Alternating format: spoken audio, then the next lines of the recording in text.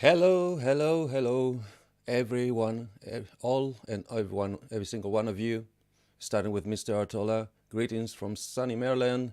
Greetings from cloudy Somerset, because sun is being coming in, coming out. Is what happens in this time in this Great Britain of us. Summer's over, then it's not, then it's over, then winter's in, then summer's gone. It's not gonna get steady until it gets to around November and December. So, but we appreciate the little bits of sun rays that we still get, and I do enjoy my rainy, cloudy days and foggy days. Silly as I am, I enjoy those the most. Hello, welcome to you all, Mr. Wagyu, Mr. Culture of Ghost. Welcome to this new adventure. One more month, here we are, stubborn as we are, trying to spread the word and make everybody feel the love about this, some might call irreconcilable, or yeah, I think that's the word, irreconcilable concept that are guitars and synthesizers. As you can see, new location for tonight. My usual studio, it's in the middle of being remade. Basically, I just got finally a proper studio mixer, and I'm having to rewire, readdress, find space for it, and move things around so everything fits and everything gets connected. And the problem is now, in the meantime, I need to basically get in the room like this, so it's not gonna be a nice sight for anybody to see. Not that this is any nice at all, but you're used to it at least. It's only shocking the first 20 times. Yes, today we're just gonna fly by the wing of our flying caps, because once again, another month, we did our research, we do our best, but not all the plans came together. So we're gonna just do what we do best, wing it. Please, everybody out there, guys, if you can tell me you can see me good enough, not nice, because I'm never nice to look at, I mean. And if you can hear me good enough, because I put this together, I've been basically fighting the tech again all today, and I don't know if it's working or not. So just write me some words, some encouraging words like, yeah, we cannot hear you at all. Turn everything on, because you're just talking to the wall and nobody can hear you. That would be awesome. Not. So, if anybody had a minute to read the title, today we're gonna give a little room, a little expressions, a little love to that other misunderstood concept, which is the keytar. What is a keytar? Some of you may ask. Not the ones that are in the chat, because I know you all know what it is, but the future watchers might ask, and what And what is a keytar, you may ask? Good. Basically, ever since guitar players started getting the full focus of the beam on the rock stages, rocking the hearts on the six strings, and jumping around and going crazy, keyboard players feel a little let down, because although they were with the same mood and they had the same energy and the same involvement in the whole show, they find themselves behind those unmovable objects, because they need to be anchored to the ground, otherwise they break. They fall down, they break, and you don't want that. Not then, when they were using on stage synthesizers that would cost them a whole house and part of a car. And definitely not, but not even now, because they're not that bad, but you don't want to break your nice things, do you?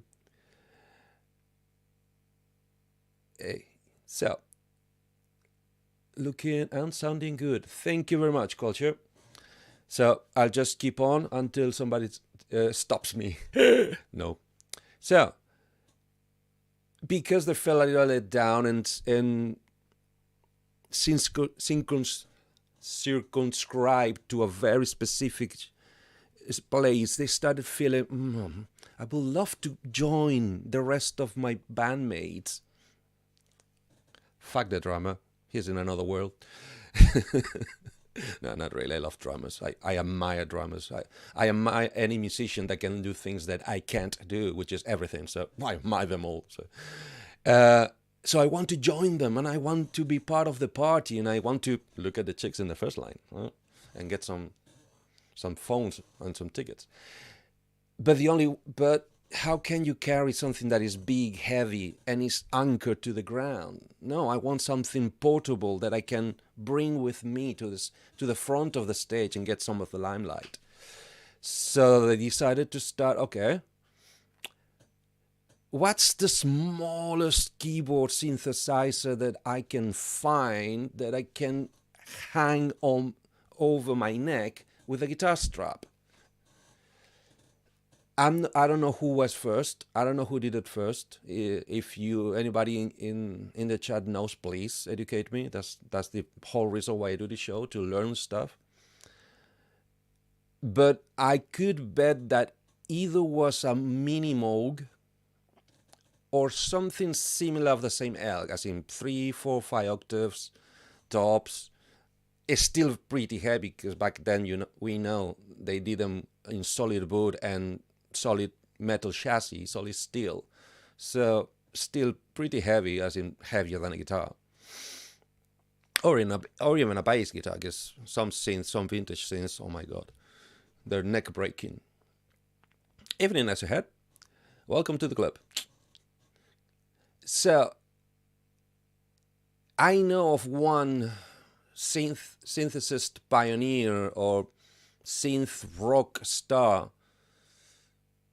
by the name of, jeez, I hate my memory.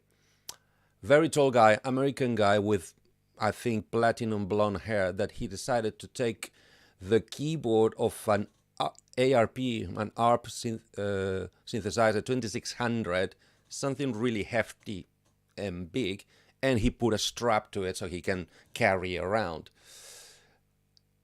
As we will see tonight, one of the, no, I don't think handicap is the, although one of the barriers that hang on synthesizers' face is, for instance, that if you're a both-hand player, as a proper piano or even organ player, both-handed, once the keyboard is on your neck, one of the hands is always on the wrong spot.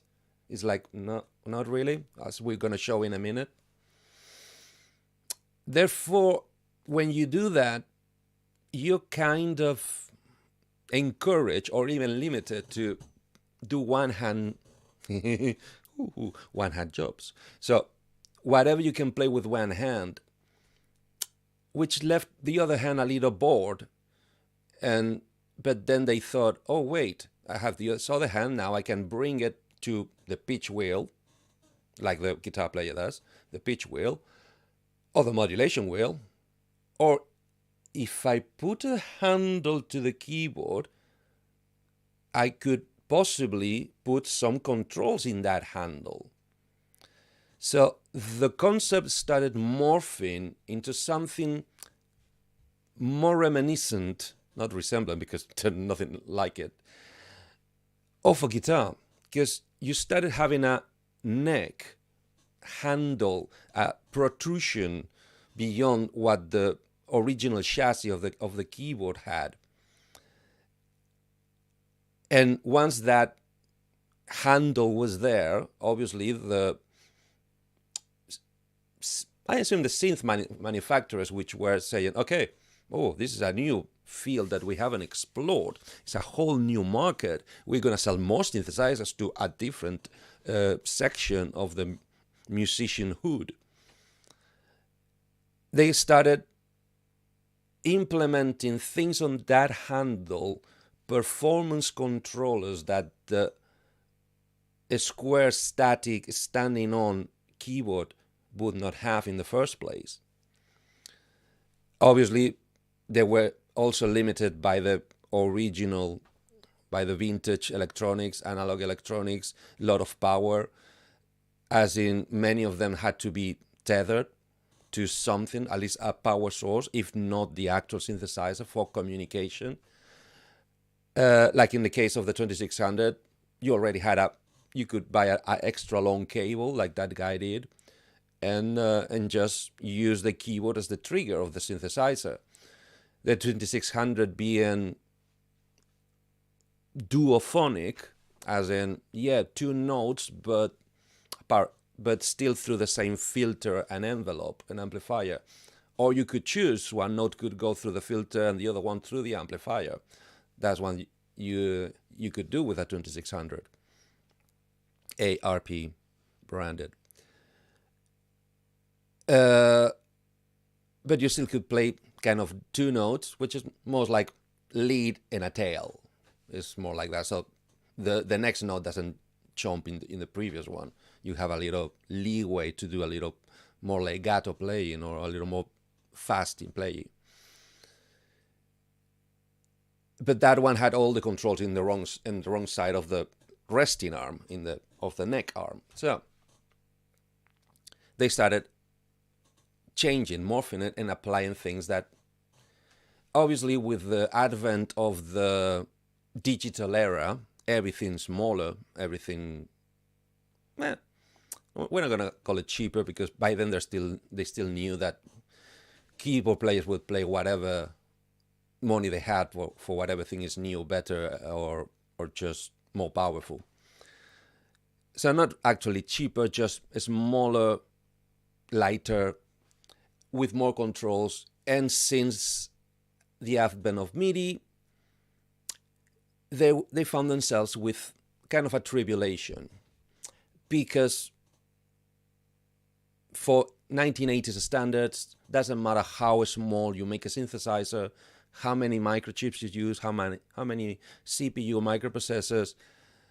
Once you put the power supply to feed the whole system, it gets heavy. It gets very, very heavy. And if you want it to survive the road, you need to apply either wood or steel or metal of some sort. So it still was being a little backbending. So, but now we have MIDI. Now we don't have the synth engine inside the portable device. Now we can just make a master controller, and it's still tethered, obviously, with a single cable, a MIDI cable, send the information to your rack of synths, of keyboards, or your, here we go. Can I do this? Rack synthesizers. Yes. Dyslexia is no good. It's no good for finding the right side of anything. And here is why we're basically the whole evolution split it in two. So you still, or in fact, nowadays, 2024, nowadays, because we can actually make teeny tiny, whiny, diminute, almost weightless synthesizers, therefore being mostly digital.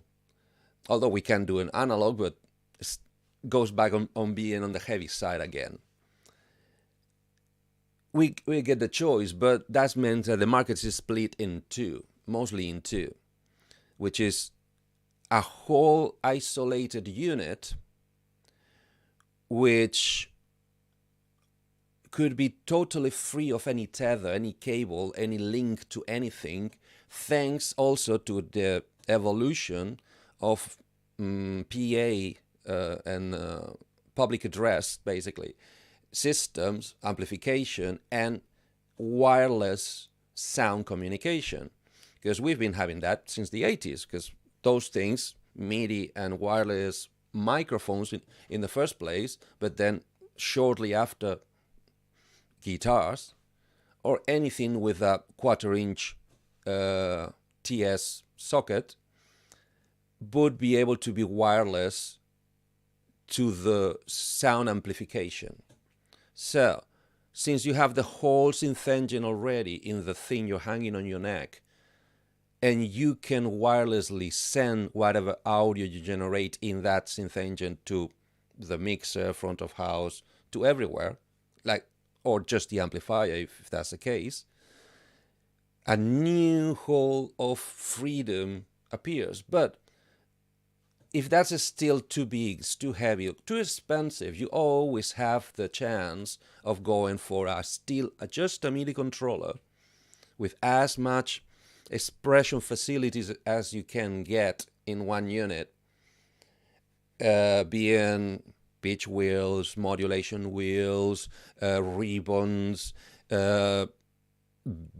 bendy ribbons, because basically I think they've tried them all. I cannot think of any type of MIDI controller device, button, wheel, that at least one of the Keytars that had been released commercially in history had it, including, God forbid, including that wonderful, beautiful thing of the D-beam from Roland.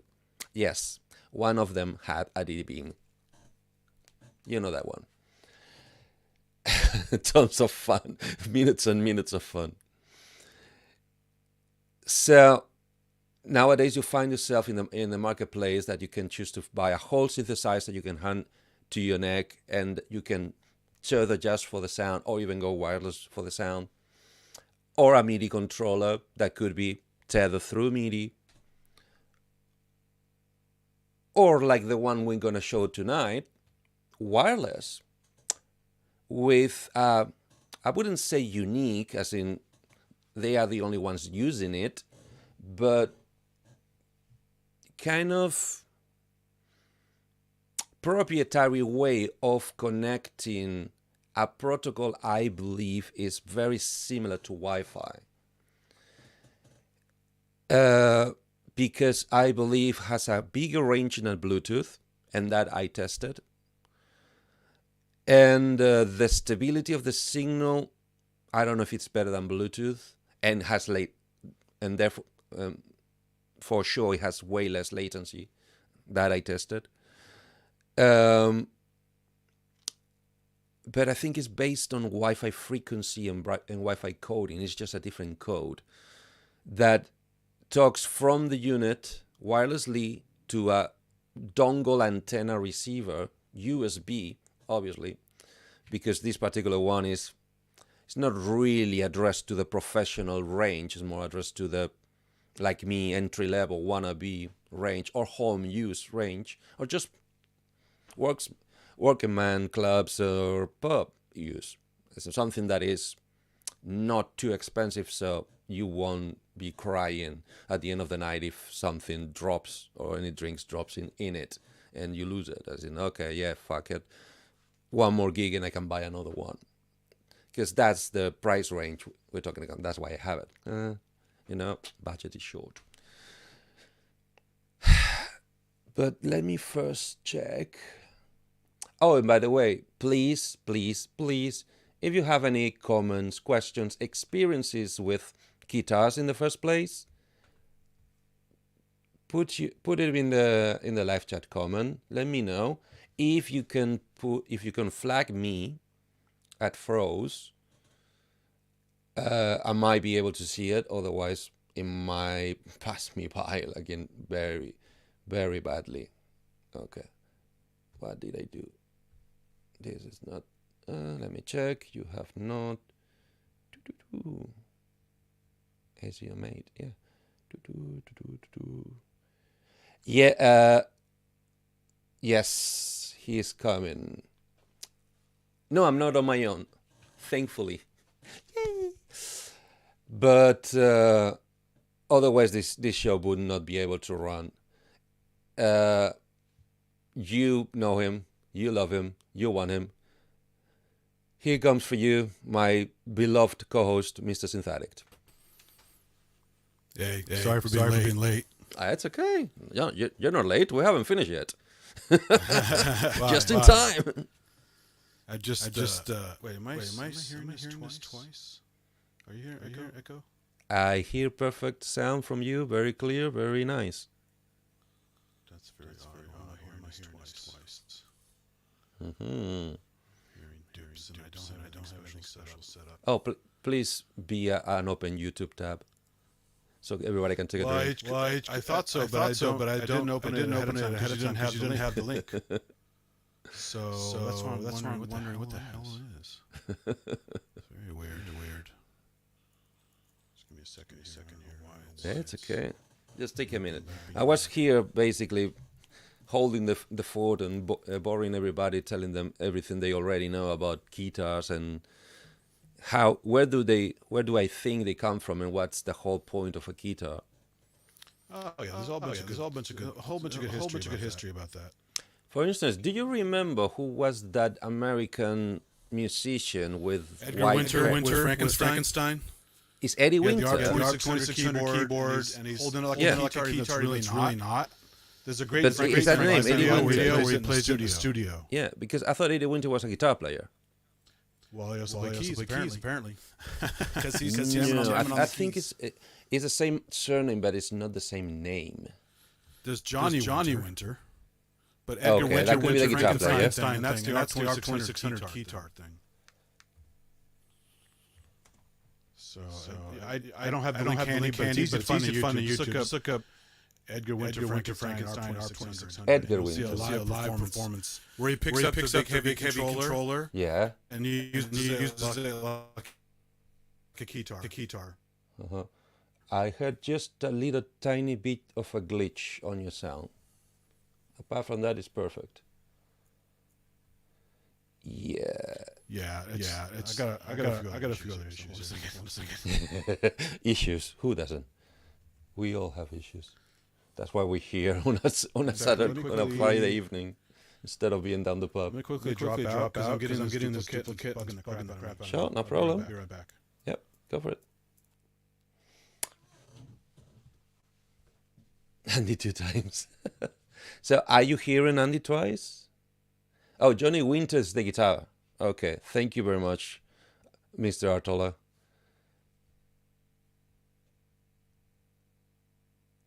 Bigly. Okay. Huh, that's interesting. I'm not echoing. My sound is still decent. Still not revolting. Am I? Because really, you don't want to see what's around me.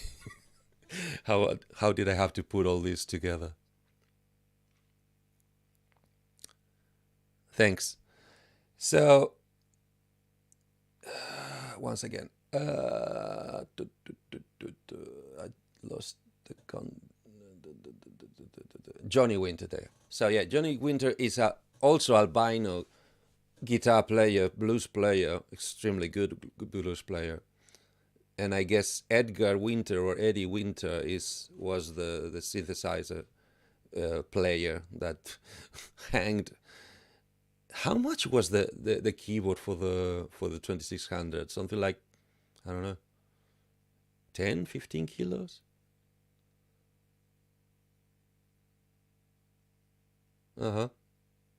Okay, sure.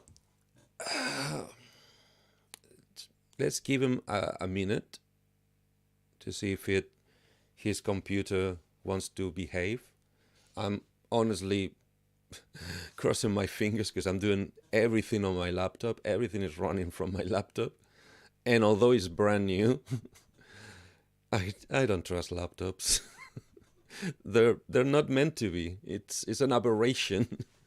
They're too small. Everything is too cram. It's not. It's not nice. What is really nice is the camera. It's amazing. It's better than all my webcams. As you can see all my wonderful flaws and defects. See the eye bags. They only come out at night. Cool. Yeah, this. I was having this conversation about what's wrong with music today. I love memes. I think that they're condensation of the modern culture, of the modern wisdom, in just a little bit like almost like the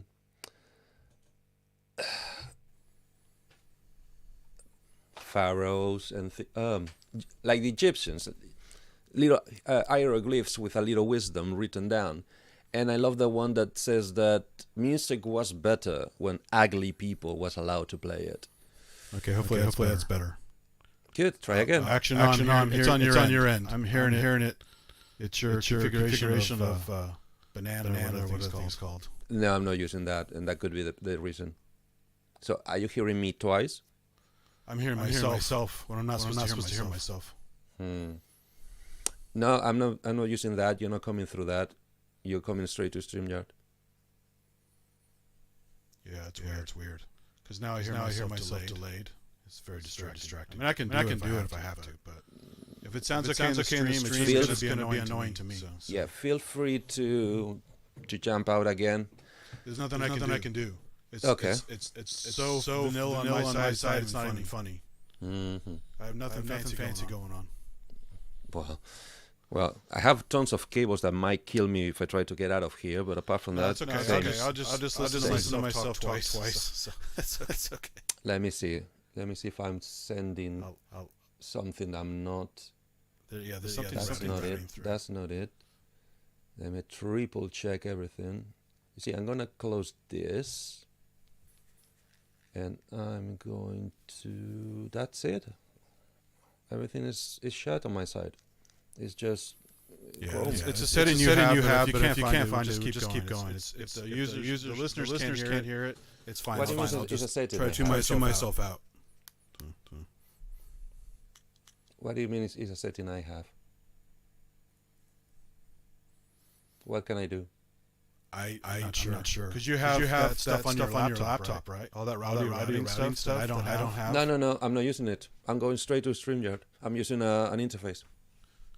Yeah, it's very strange. Because I hear myself on the streams, going to StreamYard every time I do any kind of stream. Whether it's a pub or my own streams or this show, I never hear this talk-back. Which is why I always have to do another stream to hear what I sound like. Yeah, StreamYard does not let me go into the setup of. Culture Ghost is echoing on his end too. Say what? Culture Ghost is also echoing on his end. Mm-hmm. Good. So we need to do something. Thanks, man. Thanks for putting that in the chat. I'm not going crazy. Good. It's not for that reason. It's okay. I'm rearranging a few things. You can check that real quick.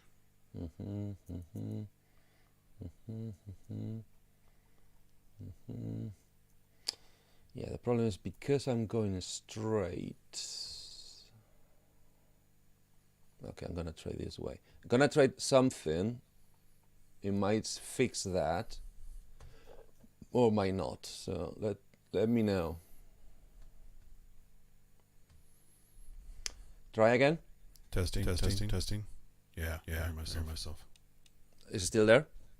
I still hear culture.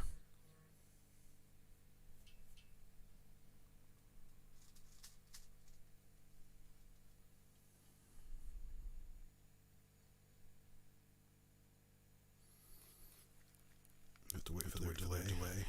Mm-hmm. Yeah, it's okay.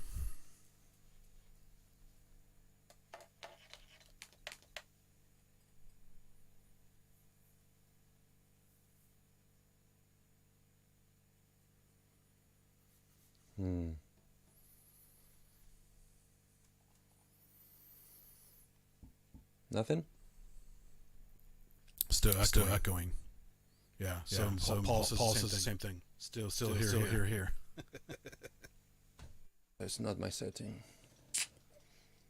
Oh, that's annoying. Why could it be? Still here. Sorry. Yeah, because mine is simple. Basically microphone into the ATEM to the computer. That's my audio path. Yep. Headphones are coming out the headphone jack on the laptop. Yep. Very simple. So I have no duplicate sources of anything. Same. Well, the only duplicate-ish, but I don't think is that I'm having my loop back on, but that's what I just turned off and didn't do anything. 1, 2. Yeah, I still can hear myself. And I think through the loop back, it's only the feed from Chrome is coming to my headphones. I think that's the only thing. Yeah. I'm still doing it. Huh. What else did you change? I know you're not in the same studio. Well, I changed everything. I had to build everything from scratch, but all my sound is going to a analog mixer into a stereo interface to the computer. Nothing in the computer, straight to a StreamYard. That's annoying.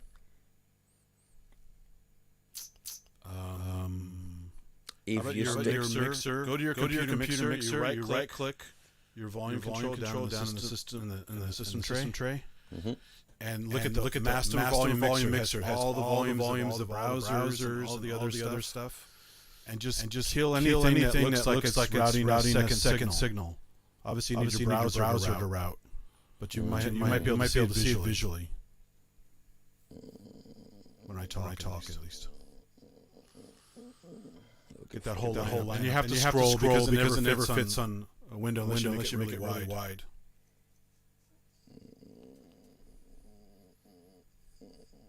So it'll have a system entry, it'll have browser entry for each browser. No, I'm not there. I'm in system. Right click the little by the clock. Yeah. Right click the little speaker icon and open volume mixer. Yeah. And it's all the volumes of everything that's running sound right now. It's only showing me the master.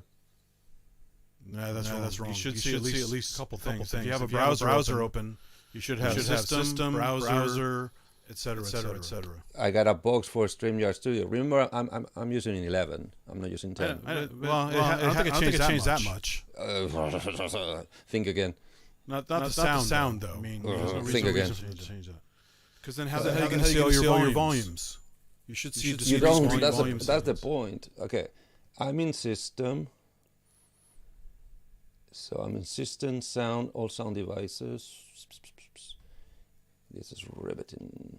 Hey, that is good because we don't have much else to say. So I got one master volume. I got plenty of Keytar stuff, but I just needed to. That's okay. I can see the inputs, but not the volumes. And the volume of the input. Okay, volume mixer. Yep. All right. Should see 1, 2, 1, 2. Okay. And if I got two apps coming in, showing an output. 1, 2, 1, 2. Got an output, an input. I got a volume. I got Google and it should be inputs only. Inputs. You can choose by inputs or by outputs. I don't know, maybe they change that in 11, but I don't. As I said, not here. You don't see a master thing of all the volume sliders? I can see 3. Messenger that is down. Let me try this. I might lose you. Okay. Hello? Can you hear me? Oh, yeah. I didn't repeat. But I'm low. I lost you. Yeah. So that's your feed to me. Okay. And then I have system sound, which is, I assume, everything. Hello? Can you hear me? Yeah, that should be everything. Can you hear me? Yes. I can hear you. And you shouldn't be able to hear me, right? Because you turn that down. No, I can. But that's the point. I should be coming through your browser, StreamYard, right? But that's what I think. I put down the system sound, not the browser, so I can hear you. What I don't know if we're going out and if the delay is still in, because that could be it. Okay, so we're getting mixed results in the chat. Some say went away. Some say it didn't. Yeah, but it's delay, and I moved both. Okay, we're gonna wait. So from now on, can you hear the slapback? Test.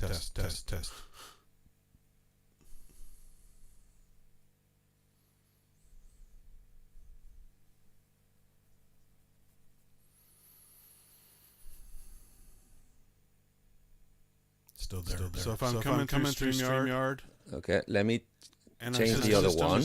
Just take the browser down. Since I'm already coming through the system. Okay, but that's a point. When I put the Chrome down, I don't hear you. Oh, I thought you turned the master. You see, okay. I can't hear you. Okay. Is at least the slapback gone? Because it only comes from me. It should be gone if you turn me down.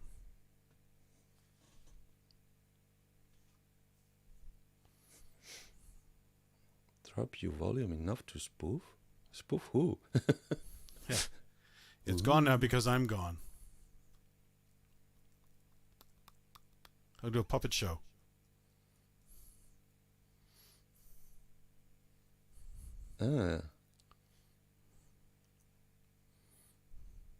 That's weird. Okay, now I got you back, Andy. Okay, yeah. But and I'm looping again. So I put it down and it improved. Well, improved only from you're gonna hear us both, no problem. The problem is I cannot hear Andy. That's the problem. Well, they hear me double though. That's the thing. So if it doesn't drive everyone too crazy, I don't care. But it's gonna sound nutty with me talking twice. So how it's up to you guys. Okay, let me try again. I'm gonna disconnect the loop back. If I can find it again, because it's not what it should. Although, so no loop back. Good. Okay. Say something. Testing. I can hear you.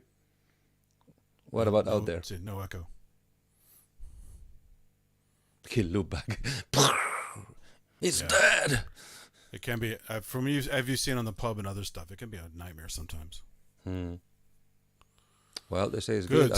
He says good. I think we found it. Loopback is evil. So I might not hear the videos, but I still can hear you. That's weird. Okay, moving on. Yeah, we won. We won the attack. There you go. Jesus Christ. Is my level okay still? Is it? I don't know out there. I'm automatically leveled and I can hear you enough. Okay. So the guys out there can tell you. Is it enough or is it low? It's good. It's enough for me. I don't know going out.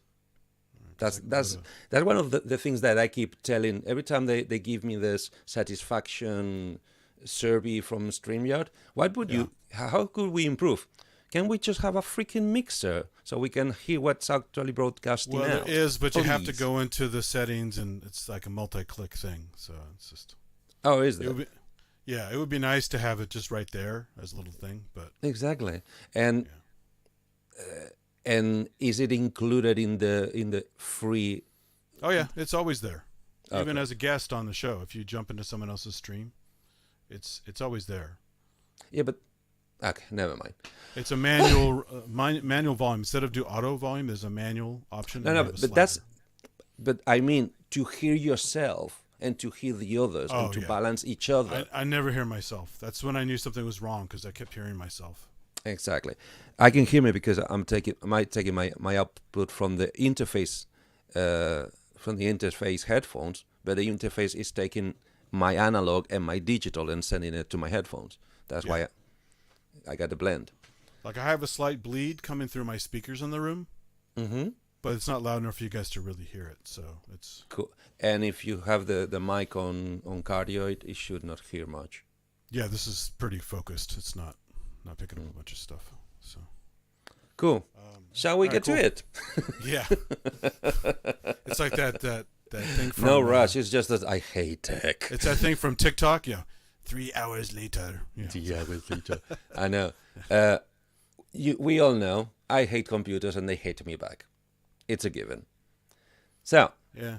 Keeps things Shall we start with retaking it a little bit? So. We are at a point in history where Keytars are basically either full synthesizers or MIDI controllers, which is the example I have to show. Or CV gate controllers. Can you buy a Keytar with only CV? Well, the old ones were. That's how they were. Oh, yeah. But there were plenty before 84, so. Yeah, the whole evolution, while synthesizers remain analog, Keytars or keyboard controllers, like the 2600 with a very long lead, had to be CV, had to be analog voltage control. The big CV. explosion was with MIDI, but there were plenty before. So did Moog did theirs before going digital? Before MIDI? Moog Liberation is 1981. It's so essentially right it's like a Moog Rogue with some extra tweaks. Put in a Keytar case, essentially. Do you think you could find a picture? Heavy. I will get to that. Yeah, I have all this shit ready to go. Okay. So it took me a while to find all the pictures I wanted, but I skipped a few because you guys mostly know what some of these look like. But I'm just going to go through the quick timeline of Keytars. And then I'll do some show and tell along the way. Want to do it right now? So, yeah, sure. There you go. So I some of these I didn't have time to find quickly or find a good picture of them at least. So I'll just mention a couple of them. You guys can look them up later. Sure.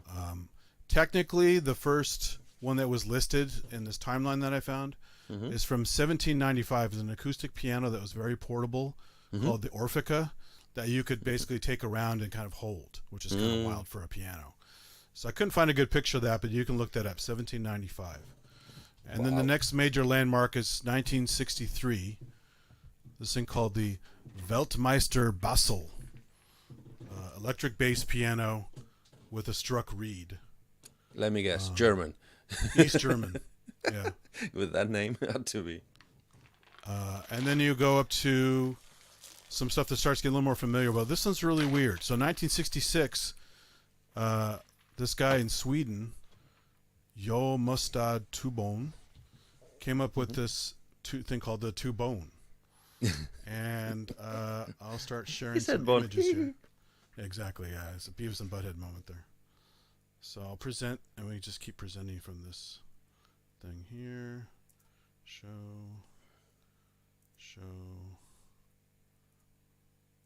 Is that it? No. Sorry, I'm reading a comment from Matt. Go ahead. Oh, no, wrong screen. Application. There it is. So this was the thing called the Tubone. Here we go. And it's really hard to tell the scale from this image, because it looks like something miniature, almost like a little microphone, the way that has that pattern on it. So you're telling me those are full-size keys? Well, you'll see here. I'm about ready to show you a famous person using one in 1966. Okay. It rings a bell. So here is the famous guy using it. Oops. Damn it. Is it going to the wrong window? It is. Don't worry, it's okay. So it's always something with this. See, computers. Yeah. It's because I'm around. All right, let me just, that's closed. Let me open another one. Let's see if it auto shares. No, it's not auto sharing, so I have to tell it to go to that app because the program is dumb.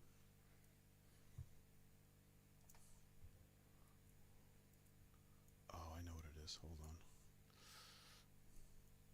I get it. It's this WebP nonsense. Hold on. I really hate WebPs. Give me a second. What's that? A new file format or something?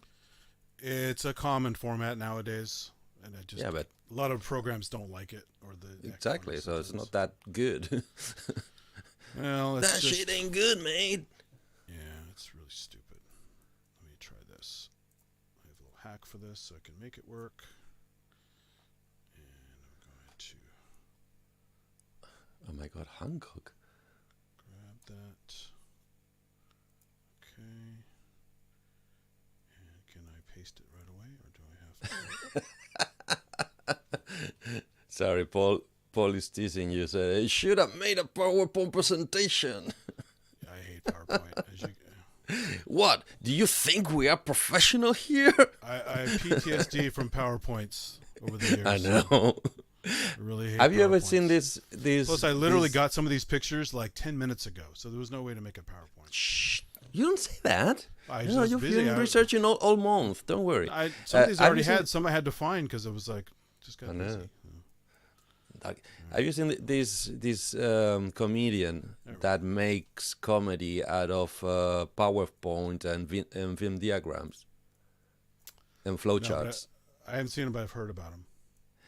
It's hilarious. He's the best because here you go. He works Famous in so many guy levels. using the instrument. You can see the scale. Who's the famous guy? Ooh, wait. Is that 1966. Think about it. Is that Jimmy Page? Paul McCartney.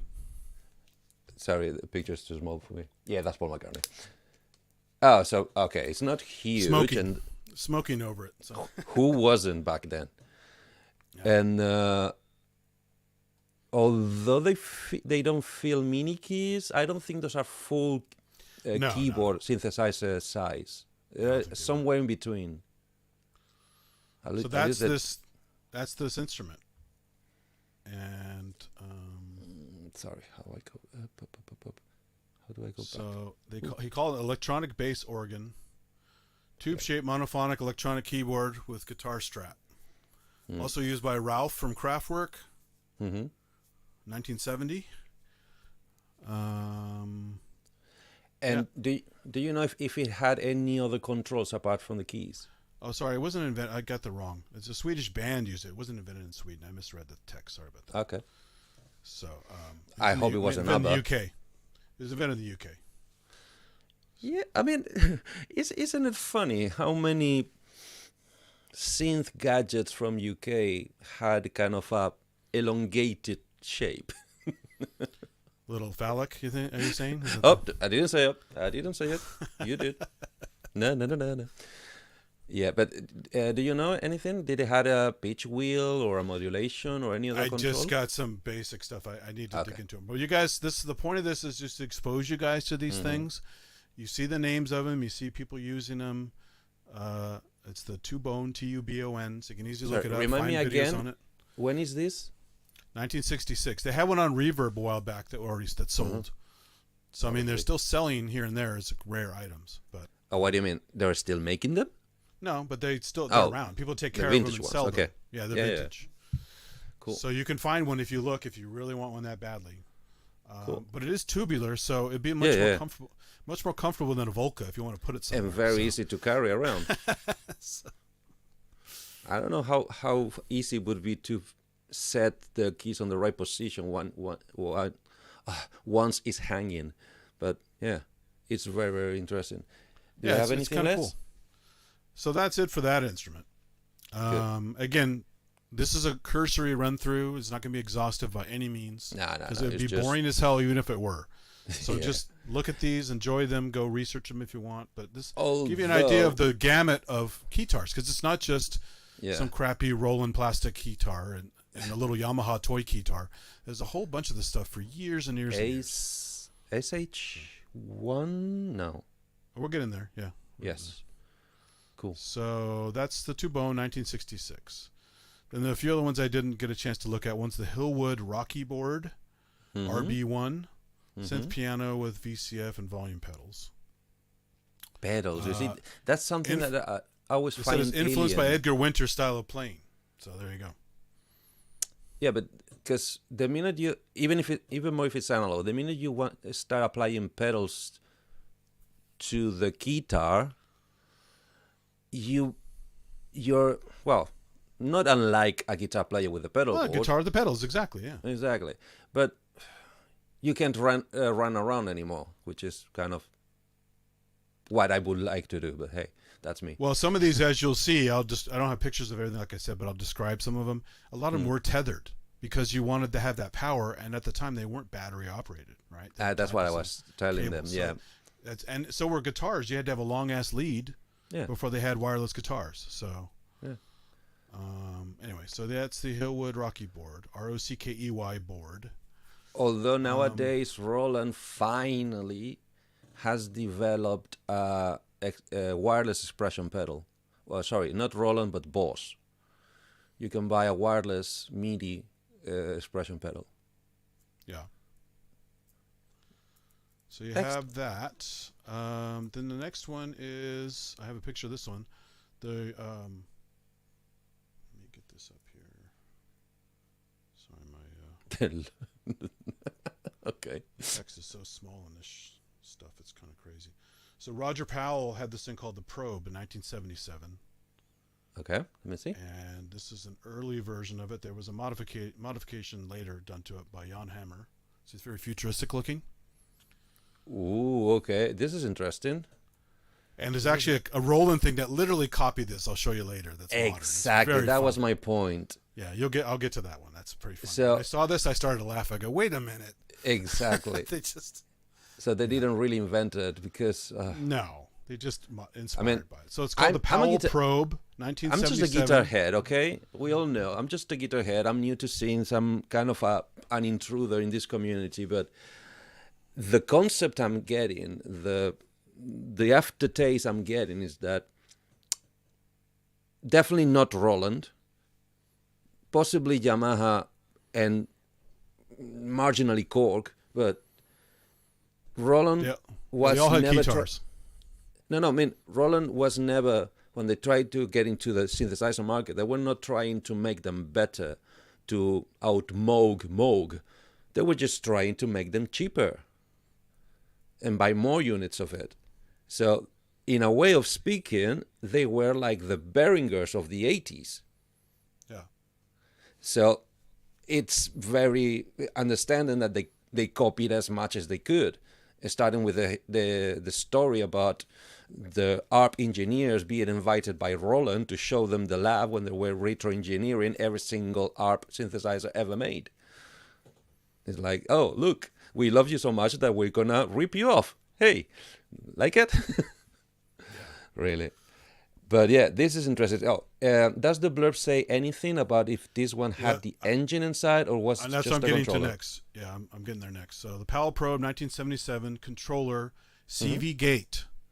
So it was Roger Power's Keytar. This company called Royal X. And they would just make fat stacks with analog synths. Plug this in here and just do fat old stacks for crazy leads and all kinds of stuff. So that was the point. Is like people did years later with MIDI racks and stuff, making stacks and stacks and stacks. You would do the same thing with your analog gear. And run this guy in there and just do some wicked. Because all those faders, what could they be? I assume ADSR and expression or modulation, something like that. Yeah, again, this is where you'd have to dig deeper, do a much deeper dive to figure out if it's even well documented anywhere. Because I did find a couple little blurbs on it, but just again didn't have time to fish out too much information. This is a cool one. With CV Gate, the sky's the limit, just like with modern modular with Air Rack. So there's no reason you couldn't go pretty wild with it. Now I want to know who is feeding the power for the CV control. If it's inbuilt in the keyboard, which I don't expect in this year, or it was also having to have a power tether and then well, a CV most of the tether stuff, as going you'll out. see, had some kind of a box or something, not just to route the signals, but to provide power. Yeah. And even the really complicated MIDI ones that came out in the 80s also needed some kind of a routing box. It wasn't standalone with batteries. Some were, most of them weren't. Okay. So, cool. At least the fancy ones, you know. Okay. So that's the Powell You Pro. could jump around but not run too far. Yeah. And then you were talking, you're always using the term Synthtar on this show, right? Well, here's an actual Synthtar, thing called the Synthtar. Synthtar. By Matson, who made the Matson Mini Modular System. And let me get that picture up here. So funky looking. This is the same guy who designed the Syntax. And see the design? It's very much like the Syntax. Now I can see you coming. Now I can see where. So it's basically a synth with an arm bolted to it with some modulation controls. But see the wires coming off of it. You need to have power. You need to have audio going out. You definitely. Need to have, you know. But you see, looking at this and reading between the lines, now I understand why the shape of the syntax. Because what am I looking seeing here? I'm seeing a heavy as hell keyboard controller with analog electronics that, for no hell or reason, you would be able to put it 45 degrees on your neck comfortably, and no strap of the time would hold it. So that's why he decided to bend the neck upwards, so that he could have a more horizontal keyboard layout and still have the 45-degree neck on the device. Now you see, now everything makes sense. Because when I saw the syntax the first time, it's like, what the fuck? What this guy smoking? Yeah. Oh, sorry, I cursed. That's all right. This is a show for adults. It's perfectly fine. Yeah, and it's very late at night in some parts of the globe.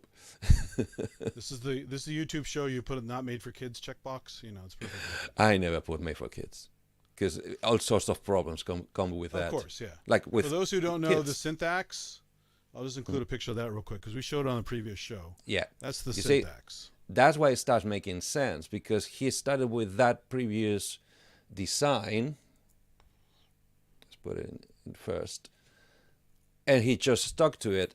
Also, because and this is the prototype. This is not the final one. Yeah, this one has the colored keys on it, not the plain keys. Yeah, I can see everything is prototypy. It's a little bit different. Very prototypy. Yeah. It's also missing the fiberglass chassis. It's missing a lot of things to make it nicer. But the guy, because he also wanted to keep the keys, I assume he stuck to that principle of having then the neck at 45 degrees, when everything being heavy and bulky had to be horizontal. And the plucking strings didn't really hurt being horizontal neither. It's weird how they're off axis. Yeah, they're like they're level and the neck's at an angle. Yeah. But can you see the two concepts? Because on a guitar, and let me give away a little bit of what is coming next. Looking for the buttons on the wrong spots. Okay, give me a second. This might go very wrong. You mean it didn't already? Not yet. You haven't seen nothing yet, mate. Yeah. So I'm gonna take the here. Yes, you all know this, but some people might not realize. So what defines the guitar is that the string is a whole single line uninterrupted. It goes in one single axis, right? And although the traditional classical and sitting down way to play guitar is usually this, 45, but no interruption, same playing for the strings, right? It's very common on acoustic Dreadnought, Big Body, or Jack's boxers, find players that would play them like this, on the other knee, more like this. and doing a lot of finger work. So this other guy designing the Synth, he said, okay, guitar players put it in 45 or they put it horizontal. So they're used to both. So better for me. I don't have to make a whole neck through, and that allowed me other things that he did different on the Synth, which is it's very ad hoc of the final topic I like to discuss later on. Yep, perfect. So that's the short name was PMS Syntar, Syntar, and it's classified as a synthesizer. Of course, it's not just a controller, but because it has CV gate, it's also a controller for other gear. Oh, it did both. Okay. So you could do a massive stack on top of the synth that's coming out of it and just go nuts, right? So you could have a pad behind your lead. And this was just prior to the Moog Liberation. So this was 1979. Okay. And then there was another interesting one made famous by George Duke and plenty of other people called the Davis Clavitar. That's going to be interesting. An image of that. In fact, this is going to be a 2-in-1 shot because this is one of the best ones I could find. Cool. Up top is the Clavitar. Below is the Liberation. So Liberation needed a case because it had the Keytar part here. It had a module that had to go with it as well for power and routing and stuff like that. Okay. So it was a heavy thing plus a module, so it needed a case. This was mostly a standalone. I think there may have been a slight thing outside of it. But again, it was just a controller, whereas this is a synth plus controller. Yeah. And then here's a great shot of the famous George Duke playing the Clavitar. Going crazy. He also played that Liberation. Thing was full size. Yeah, it was not small either, but the Liberation was bigger. The Liberation was bigger than this. Yeah. Had a much longer neck. Hell. And so a big guy had to play it usually, right? Well, big back, big shoulders, that's for sure. Like Suit and Tie Guy, he's a cool, famous guy who does a lot of synthesizer stuff and makes synths and all that stuff. Oh, that's it. For a while, he was playing Moog Liberation in his live sets. And he's a big dude, so he's carrying around a big Keytar. It's fine. He can handle it. A lot of people think. I picked a Liberation up before. I didn't think it was that heavy, but to a lot of people, it's a lot of weight. But did you pick it on your hand or did you hang it on your neck? I just held it, and you could just feel it. Exactly. You see, the problem is that... Well, I'm used to carrying heavy stuff. I mean, I used to carry 2 towers around work at laptop, one under each arm. Yeah. Across the building. So it's nothing to me, Yeah, but that's my point. Your arms and your hands are twice as strong as this muscle on your shoulder. Right. So the more putting half your back the carries weight, more weight than your arms do. So but that's as long as you can get it comfortable on the right spot, you can bear the weight. The problem is no matter what, nobody wants to carry a heavy anything, right? So that's why all the new Keytars are mostly air, boxes of air. Yeah, of course. But my point is putting down pressure in this area where the strap lands sadly makes this area contract, and that derives to the neck, to the rest of the muscles behind the spine and joining the neck, and that contraction of the muscle tissue goes up your neck. So to prevent it, you start tilting and misaligning your column. Well, if you have like huge trapezius muscles, it's not going to bother you at all to have straps on it. Yeah, right? But the problem is guitar players, we don't have them. Well, I know that. You got to go to the gym. I think the only guitar player he has ever gone to the gym is either Ted Nugent or Zakk Wylde. Oh yeah, he's guy's pretty big. And even and his now age, Zakk Wylde, it's still twice the man I am. Yeah. So this is the Davis Clavitar, like I said, the top image, and now George Duke holding it. CV Gate, George Duke, Herbie Hancock, blah blah blah, 1980. Looks like just a pitch bend on the thumb. It's pretty simple, but so is stuff like I'll get to later. Some of the Yamaha ones are also pretty simple. They're not super fancy. And then we get to Moog Liberation, which you already saw the picture of, but I can go back a step. Oh, we can look at that again. Zoom that in a little bit. And I'm going to help as well. So there's the neck. It has a lot of little controls on it. A much longer neck. Well, actually, not longer neck, but more controls, I think. No, I can see a lot of switches in the. And then this module that has a bunch of other goodies in it. So, but if you look at this, the color scheme, it's somewhere between the Radio Shack MG1 and the Moog Rogue. Same basic architecture and. Because I've never seen one. The closest I've ever been to see an MG1 is the Cherry Audio simulation. Yeah. Does it have the same colors as the original? It has similar. It has the same kind of cylindrical slider caps. Uh-huh. And the toggle switches. But it's not bang on the same color scheme, right? I forgot. I didn't find a color picture in time, but I mean it is colorful. I just don't remember the exact color scheme. No. I mean it's not new Moogs as in big mother or grandmother colorful. It's just the lines around the controls. Looks like one of those guys. They're color like coded. The Rogue is white. It doesn't have a lot of color on it, and the MG1 has all the red and kind of markings. Yeah, some red, some blue, orange. Yeah. A little bit ARP-y, but no, ARP-ish. Trying to make it a little colorful, Yeah. So that's Liberation. So we're right. Also CV Gate, obviously, because it's a proper analog synth. Oh, but they could have not bothered with the jacks with the connections. Back in the day, they gave you the connections. They did because, again, you would hook it to other stuff. So yeah. Even more if it's a lot of people would just put it down and play it. I've seen people in concert where they have it laying flat. As in on a stand, like a regular keyboard. Yeah, and then you would use the modulation like they do like a pedal steel kind of thing or something. So. Okay. I mean, I don't blame him.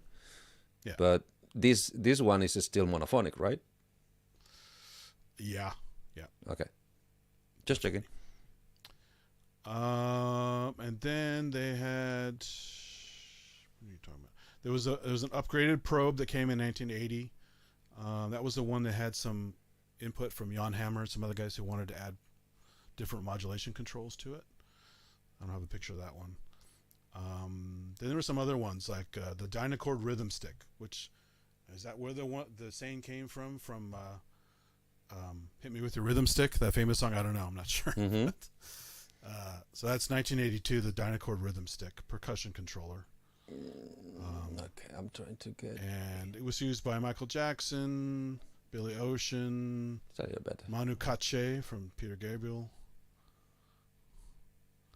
So I didn't get a picture of that, but you can look it up. So it's okay. Sorry, I just mean what you said because Manu Katché is a drummer, right? It's a percussion controller. This thing. Oh, okay. Yeah. That's what I was saying. Yeah. And then you get into the stuff people know. 1982, Roland SH-101 synthesizer with the grip. If you attach the grip. Oh, the SH-101, yeah. And I have a picture of that here because everyone knows what that looks like. But there you go. It's still grip attached. Still monophonic. It's still analog. It's still CV control. Very minimal control. It's just that one little guy right there for expression. Pitch wheel or modulation? Basically pitch, yeah. So you can get like the like the fake guitar kind of stuff. You keyboard players cannot withstand that we do bendings and you can't. And a lot of times I understood from what people told me, they lost these, they broke, so a lot of times you'd buy these, they wouldn't have these. So let me get this straight. This is a piece of plastic with a wheel inside that you screw to the chassis with a piece of cable that would go around the chassis to find the CV connection for the wheel to modulate what the synth is playing, right? There's a jack over here, I think. That one, that little black cable that goes around. I think so. All right. I've never seen one with a grip. I've only seen them without. Did you ever heard? And it's a shame that Behringer didn't reissue it with the grip, right? I mean, if you're going to do a real cop, did they? I never saw one. Okay, then they didn't. I mean, they should if they really want to do their due diligence of imitating the instrument. How they call it is so funny, because they don't call them clones; they call them faithful recreations. Yeah, exactly. So in this note thing that says the control grip was optional, so I guess it wasn't always coming with it, but maybe at some point it did have a boxed version or something. Cool. But that would explain why so many people didn't have them. Because if it's optional, then people say, "Fuck that! I don't want that." Yeah. Because I don't think that thing was under $1,000, was it? Even back then. There. Yeah, up there, and that's $80, which is a lot of money. So exactly. So it's like $2,000 today. So there you go. So that is one that people know. They don't think of it as a keytar because they almost never see the grip or see people using it that way. But that's what it could be. I assume the strap was also an extra. Yeah. I don't think the strap came with it. As and it's just regular lugs. A lot of these things I'll be talking about as keytar, quote unquote keytars, are just keyboards with little lugs in them, or you could add lugs to them with a strap. So then it's like, oh, now it's a keytar, even though it didn't have a neck or extra cool modulation, but you treat it like a keytar. Right? Yeah, you hang it like one. And stuff that didn't have it, I've actually screwed those. You can buy those lug screws, and I've screwed them into keyboards that I haven't made them into keytars. Yeah, you only have to be aware the type of plastic you're drilling through and how are you doing that. Because sometimes the plastic is too soft to torsion, so you rather put a washer and locking nut in the other side and make that they weren't designed so they're thin. The plastic might be too thin. You might break it right off. Or some types of PVC, they're not actually hardened. So if you start the screw that goes inside the plastic, if it starts wiggling, basically it stretches the plastic and if I would do that, I mean, you take it apart carefully, put a washer inside, and then it's really solid. So, that's the best option always. And then there are other options too. I'm not going to show it because I've shown it before, but the Reface DX from Yamaha. It's a 4-voice, 4 operators FM synth. Even though it says DX, it's still a 4 operator, and it had these little brackets you can attach to it, which makes it a keytar. So they didn't have the screws; they just added brackets to it. Same basic idea. It's just because how heavy is it? It's not really. It's very light, but they just didn't want to add obviously some way that either people would mar it or break it, or just another tech support call. So they basically sold these things that you could take on and off, and they're compatible with all the Reface. So it's very quick for users to take them off and not have all these marks on your one design, one mold, and I sell to all of them if basically, they want it. So those you can see those online if you want. Mine's tucked away, so I don't have it out right now. But and then you have some other famous companies making these things, but not famously seen. Sequential Circuits in '82 had a Remote Prophet, which I think was just a keyboard. I don't think it had a neck on it. I didn't find a picture of it in time. Okay. But just a hanging keyboard. It had a proprietary serial interface used by Jeff Downs and Dave Stewart, apparently. As in it's SCB. An early prototype of MIDI. It's the SCB. So the stuff they had, similar to what they had on a Juno 6 later or Juno 60. As a control bus, which they actually were able to do. MIDI to that converter later, but I thought you were talking about sequential. I am, but I'm just saying SCB. That's the Roland was one. A sequential. Yeah, but it's not the same thing as the Roland, but it's the same basic idea. It's a serial control bus. Roland had a DCB, which is a digital control bus, and you could do DCB to MIDI with a Kenton kit or something like that. Okay. So these companies all had these little tricks and stuff. And don't forget, Sequential Circuits, before they made their own synths, was making add-on gear for other companies. Were they? They were making sequencers. They were making all kinds of other add-ons and tweaks before Dave finally made an actual synth. A little bit like Oberheim. Yeah. Okay. That's I think it's how I got to know all those guys, because he was already building stuff for them. It's kind of like Novation. They were making stuff for the little Yamaha, like the QY 100, QY 70 little things. Well, the QY20 had a custom Novation keyboard. You could dock the QY20 into it and hook a cable to it, and it basically had a control surface for the QY20. And then years later, Novation started making other stuff. So these companies often have a lot of different stuff. They start small and then they just blow off. Yeah, so what's this then? Oh, that's the SH. That's H101. So I don't have the Prophet here, but I just want to mention it. No. It's okay. And then later on, you had, speaking of Yamaha, you had where is that little guy? Got so many pictures in here. Did I save the picture? Oh, there it is. You had this guy. We're in the same boat again. Hold on. Why do you have it there? It's another WebP. Just a second. Okay. I forgot to convert some of these. Give me a second. I'm going to copy that, paste it into here. There you go. CSO1. So again, no neck, right? No bolt-on neck, nothing. But it had strap lug thingies on it. And you could also plug in a breath controller to it. And there's a famous video that Dave Spears always talks about of this French guy playing one with incredible expression with a breath controller. And just strap it on and play it like a keytar. It's very tiny. You know, it's about the size of an SK1 sampler from Casio. Okay, I have a question, because obviously I assume this was not the first one. This but is it the might first be one of... No. This is the CS01. There's a CS01. Haven't finished. This is not the first one doing what I'm going to say, but I don't think it's very late in the game. You see the pitch bend and the modulation wheel being on the upper shoulder of the keyboard. Oh, yeah. Yeah. Because, as you said, they were thought to be lay down hanging from your neck. Therefore, you would wrap... Sorry, let me put me.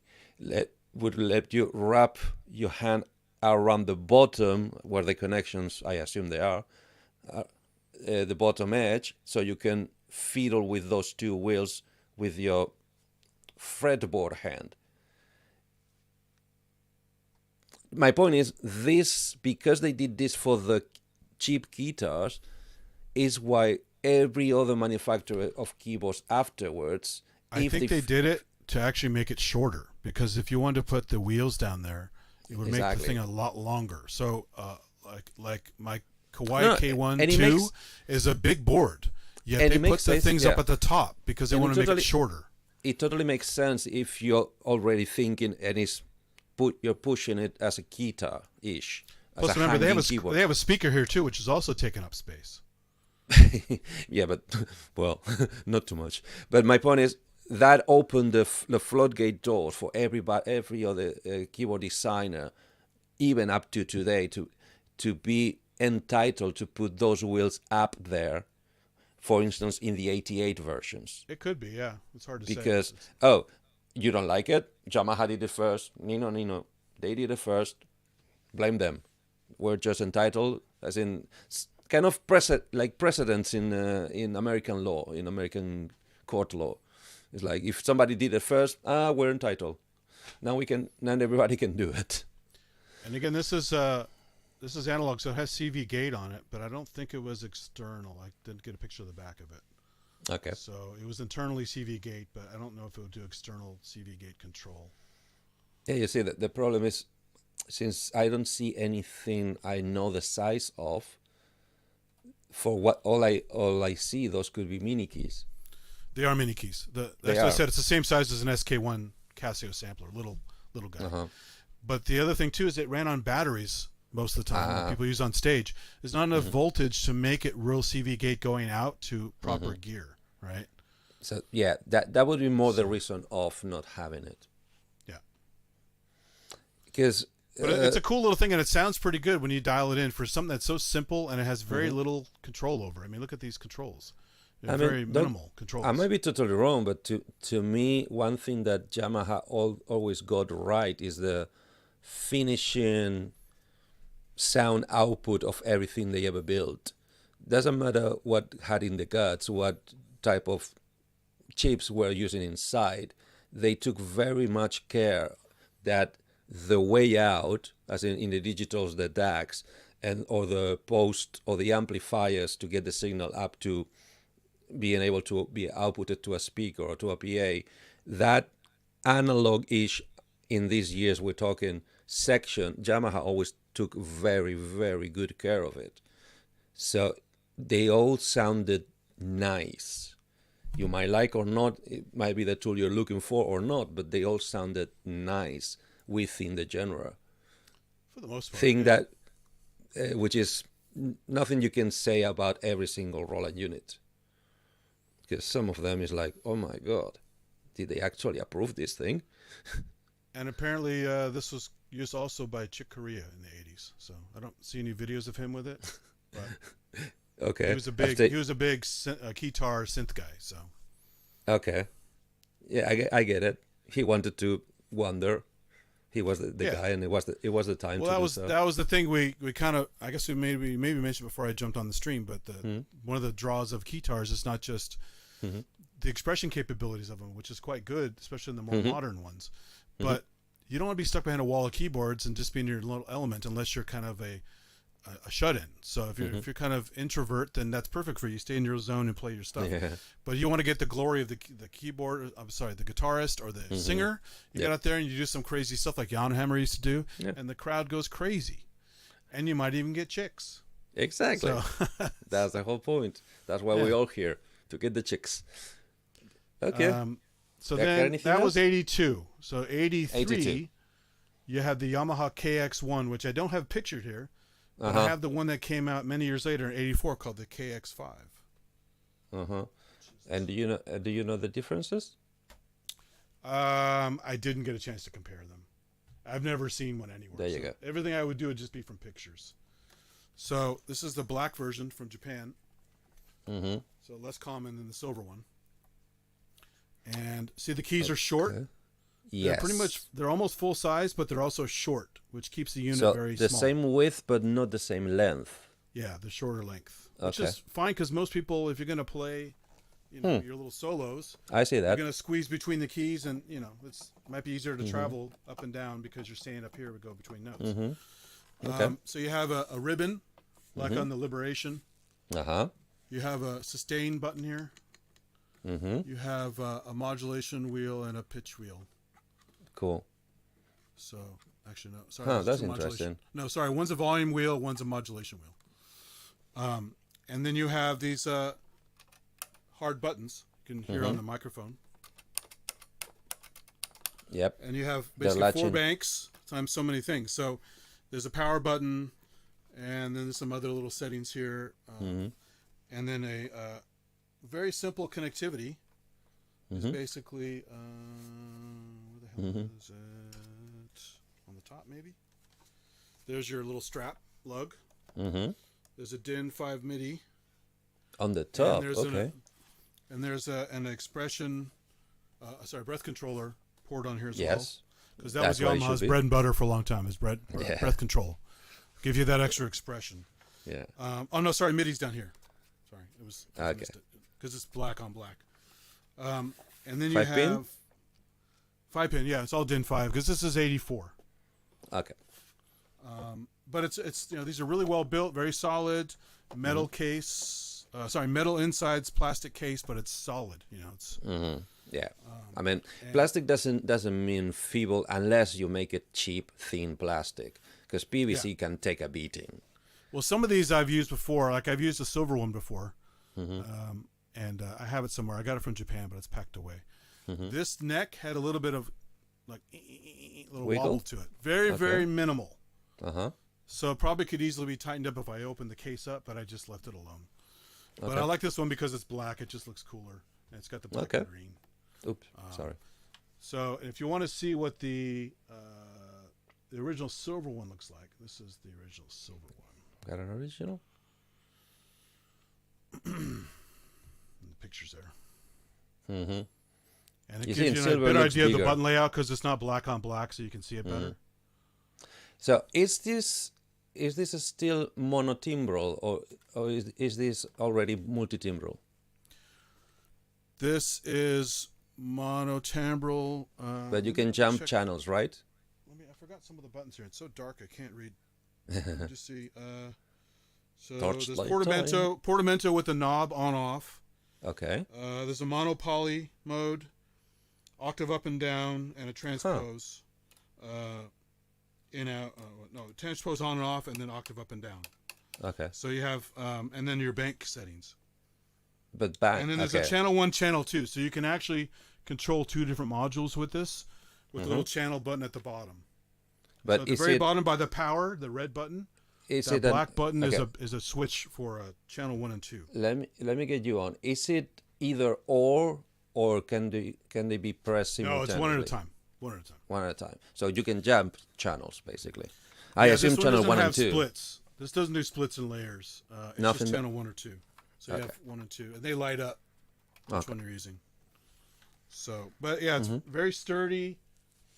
They last a long time because it's old and it's still going strong. So definitely nothing wrong with them. And they had a whole series of there's a KX1, KX5. Let me see what else is now listed. Do they have any other ones? So Herbie Hancock used the KX1 a lot. George Duke as well, 83. Okay, if I'm not mistaken, it's been a very long while since Yamaha doesn't release a keytar. As in probably 20 years. This was one of the last ones. Right? If not the last one. I'll get to the. Oh no, I'll get to some other ones later that are. Because I know Roland are still at it. In fact, probably Roland was the most active in the 80s and 90s on the keytar side. Yeah. Korg was half as active as Roland, but I think Yamaha let that market go very, very soon. Yeah. Apart from the toy ones, the Casio concept ones, with the inbuilt FM chip. And I'll get to it because Casio had a nice one in the 80s. Yeah, I'm sure. It's coming. The said one, right? It's coming, yeah. We'll get there. So next step up, 83, you also had the Korg Poly 800, which is also you put strap lugs on it, considered a keytar, sort of. It didn't, again, have a neck. Okay. But the way you could hold it and express on some of the controls, it's been used as a keytar here and there. Uh-huh. And it's just, MIDI synthesizer, so it's no special controller there. Then you have the CS01 Mark II in 1983, which is the next step up. And by Korg? No, the Roland. I'm sorry, the Yamaha one. So we showed the CS01 before, and now you got the Mark II that came out basically a year later. It's black. Okay. And I think that one actually had a digital brain in it. Yeah, that was a MIDI one. Is that right? Yeah. That one is no, it's also CV Gate. Sorry. I'm just reading that. Then you get into the interesting 80s stuff. So Casio CZ1 had lugs on it. It was considered a keytar synthesizer as well. The little one that Vince Clarke uses as a controller a lot. That one, again, doesn't have the neck. But it had all the controls there. Pitch bend mod wheel. It had lots of synth controls on it and stuff. So, and it had the lugs built into it. I mean, mine came with it. So the problem with that one, though, is it runs on batteries, but also the batteries, if you don't use the cartridge, the optional cartridge, when the batteries go dead or you take it off power, it doesn't keep your presets. Okay. So it was one of those kind of things.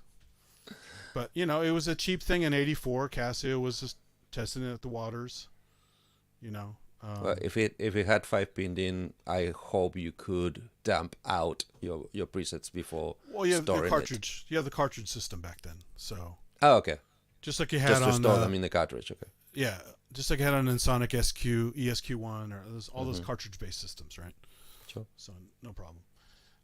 Then Korg got into it with the RK100, and they actually reissued one recently. It's slightly smaller than the original. But same funny shape. Check this shape out. Yeah, I think I know what you mean. And then the new one is even funnier than this one. It's similar, but it's small. It has mini keys. It's different in many ways. So probably. I never got close to it. So I don't. You never did? No. Because what I've seen through videos and through pictures and magazines and stuff. So this one, you can, nobody see my pointer, but I'm going to try to explain it. The whole weight area where the keyboard is embedded is, if you could see it horizontally or laying flat on the top, is a one single level. It's all flat. It's one level, all of it. The new one is being carved in 2 different levels with add-ons. So it's more like texture and has depth and a little tilt to it. Second, that line between the back where the cork word is going straight to the tip of the handle is not there, or it's not as pronounced, to the point that the handle feels like it's a little bit like the Synth, a little bit in 45 Well, that's what I'm saying. degrees. This gives it that view of having a bent look, right, with this weird shape. That was a funny thing about it. But in fact, if you follow all the lines, like the line of the front of the keys, it's not that on an angle. It's very slight. It's like more straight. Okay. 15 degrees. But even this one, like you can look, it had quite a few controls on the neck. So that was a cool thing back then. Yeah. The new one, I think it has way more, because it has on the front edge, the one we can't see. Then on the edge we can see, I think it has also a wheel and a ribbon, I believe. Or the wheel is right in between the handle and the keys. It has an LCD screen, which I can't see in this one. Okay. And the new one comes with the engine inbuilt. And I believe this is a controller, right? This is a controller. Yeah, this is basically... They don't even have many notes on it because it was so boring. And you didn't see many of them. I saw a used one a while back, original one in a music store. But I've only seen the new edition online. I've never seen it in person. So yeah, and the other, basically the new one, I don't know, I'm not sure time-wise, as in when did actually happen. I might be totally wrong. But to me, is the answer of Korg to Roland releasing the edge, the axe edge, the latest one, the one that looks like a knife, because they even gave it axe edge. Is the edge and the axe synth. One's a controller and one's actual brain. No, the synth, no, the latest one. No. Yeah. All of their later MIDI time Keytars had some kind of axe name or spelling into it. The latest one is, for instance, the one that is using. But it's funny, they took this kind of shape for it, which is kind of funny. They made it a little sharper, but it had this kind of funny shape to it. But the Roland has a straight handle, I think, and that's another thing that is worth noticing. Looks like the Final Fantasy sword, the giant sword in Final Fantasy. While I explain it, could you try to find the picture of the Roland, please? And this is something. Hold on a second. Let me see. This is, I mean, the latest one. The one is actually. Yeah, no, I think I already had one. So, something I like to point out is apparently nobody, not the users, not the manufacturers, have come to an agreement on what to me is a very crucial design point, is where should the handle start? Because if you see... I'm going to jump the timeline. Here's Jean-Michel Jarre playing an axe synth. Yeah, that's the one. First of all, it's way many more octaves. Yeah. In this... No, wait. No, that's not the latest one. I don't see the... This is axe synth. This is the one called the axe synth. Yeah, this is, I think it's one generation before the axe one. Synth is actually 2009. Because I don't see the sharp edge on the top shoulder. Oh, sorry. What did I do? That's axe edge you're talking about, right? I think you're talking about axe edge. That was 2018. Yeah, the latest one, the one you can buy now. Yeah, 2018. Yeah. And this was the kind of the one before. It's still big, but it's more like a controller. This is like 10 years before. Yeah. So, as I was saying, looking at this Roland, and if you can put the core photograph, could you put them together? Now in the same screen? Some stuff. So okay, then just let me go to the axe edge, because the axe edge is pretty funny actually. Okay, what I'm trying to point is that Roland, for instance, in this and many others before, decides to put the handle on the upper edge, or the edge that is closer to the player of the guitar. When we saw on some of the Yamahas, and we saw on the Korg, other manufacturers choose to put it in the farthest away edge of the keytar. As in, and let me grab mine and okay. So here's this is the Axe Synth from 2008. This is the Axe Edge from 2018 with the hard edge on it. That's the one. But there's Final Fantasy sword right here. This is the and that red bit, which is kind of some had red, some didn't. So no. That red in this picture is red. Okay. Yeah. That is a piece of metal. It's the only metal in the whole keyboard, right? But it's a piece of metal that is being encouraged and designed and promoted for you to design yourself. You can paint it however you can. That's why it has the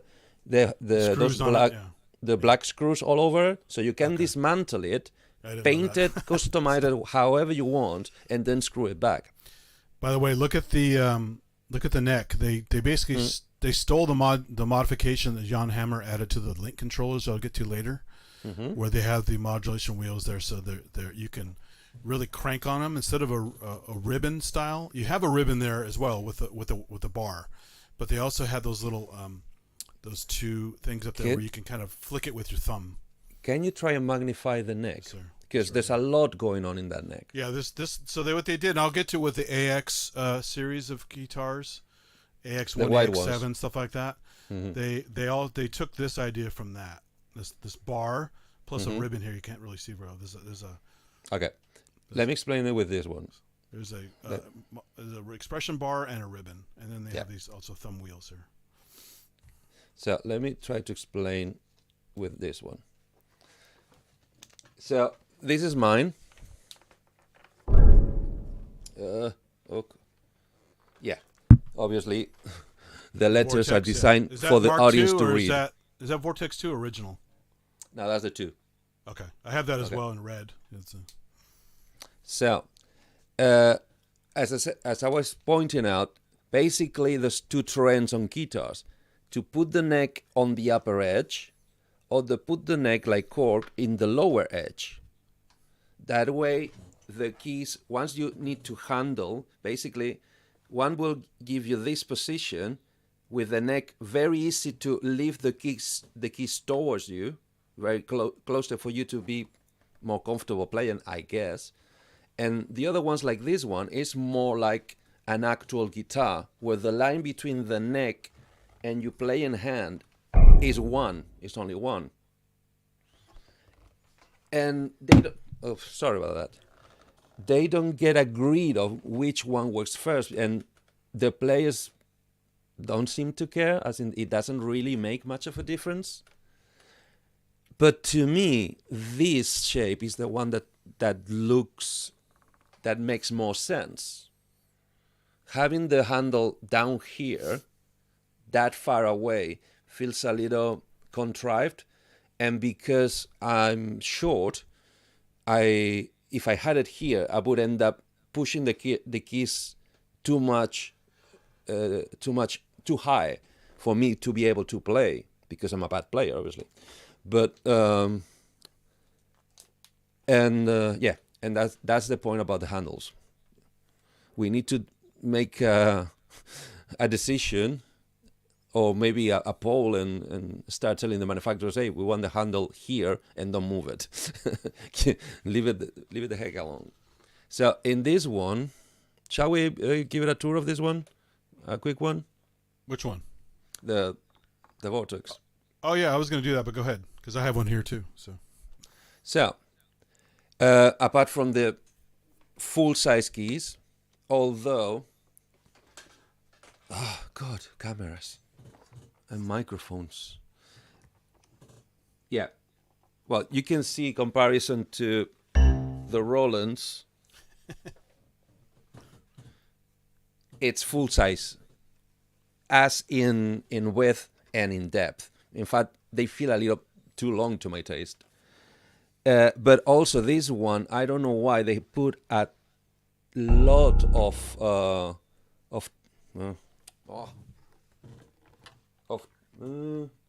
can you hear me? Of trouble.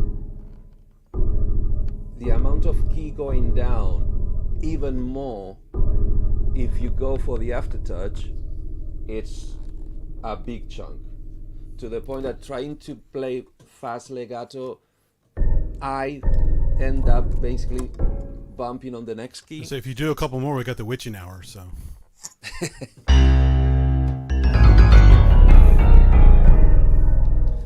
Cool. Yeah, it's going meant. By the way, this particular one has basically 3 modes. You can do USB MIDI. Can you see all the holes? Yeah. Mm-hmm. So you got a little switch there. It's going bright and I don't know why. Great. The 5-pin DIN, which is the green cable, your USB cable, and the 3 switches. The switch is a 3 position. The 3rd position is wireless. The wireless mode is inbuilt in the system. It doesn't have an aerial, it doesn't have anything. It goes. Yeah, but you need that damn dongle. It only works on a laptop. Wrong. At least on the version 2, wrong.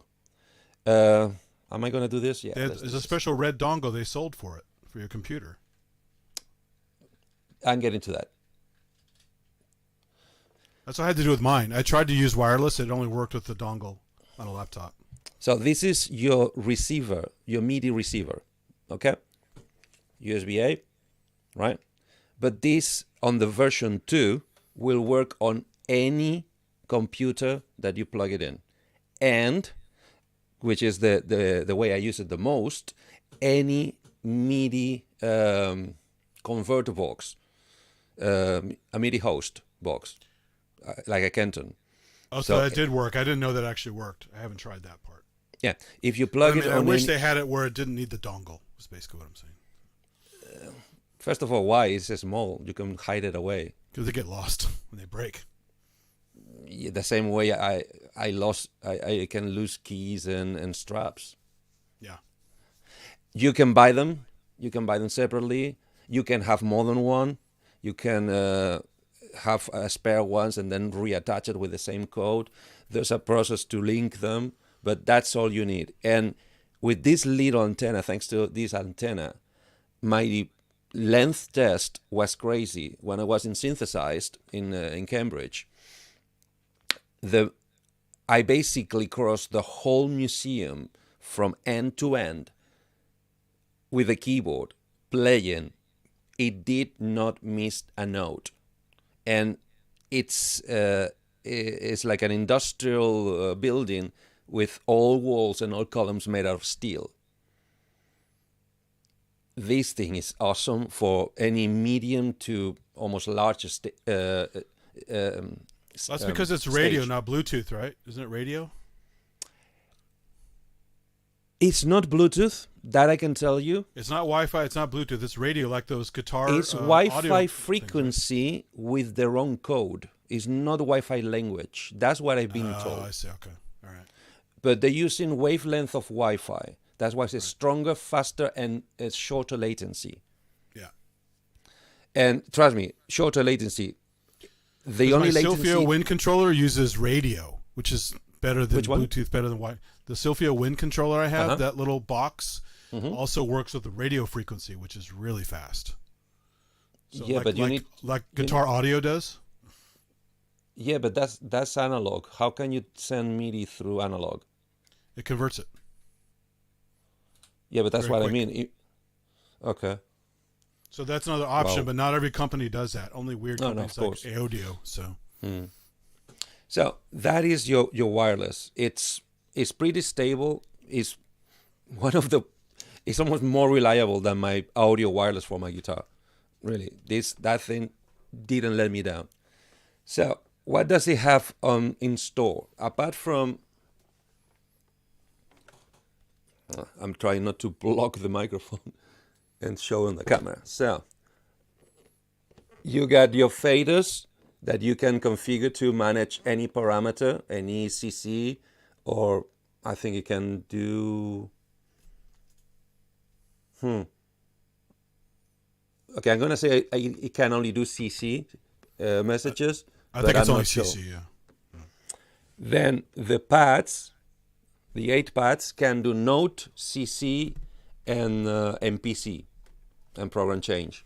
Okay, so you can program them to do whatever you want, or even transport. You can do play, stop, rewind, or go to back. Or like I hear this red one is my panic button. Is my CC 120, I think is. It comes with 127 patches, which is a whole setup of all the parameters you assign to everything. Almost everything in the keyboard is assignable. Starting, for instance, with the pitch wheel, you could assign it to do something else. Also, you can see here this one, that's your touch strip that has 3 memories. These 3 little buttons will select within the memory which 3 options can you control, and also you can set if it's gonna control it like a modulation wheel would do, as in you move it and stays where you lift your finger, or like a pitch wheel would do, you move it and when release it goes back to 0. You get that option. This is your sustain button. This is fixed. This is not assignable.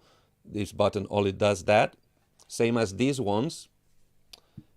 These 2 square ones are your octave. That's why it's playing so low, because now it's 2 octaves down. So I can go basically the whole 127.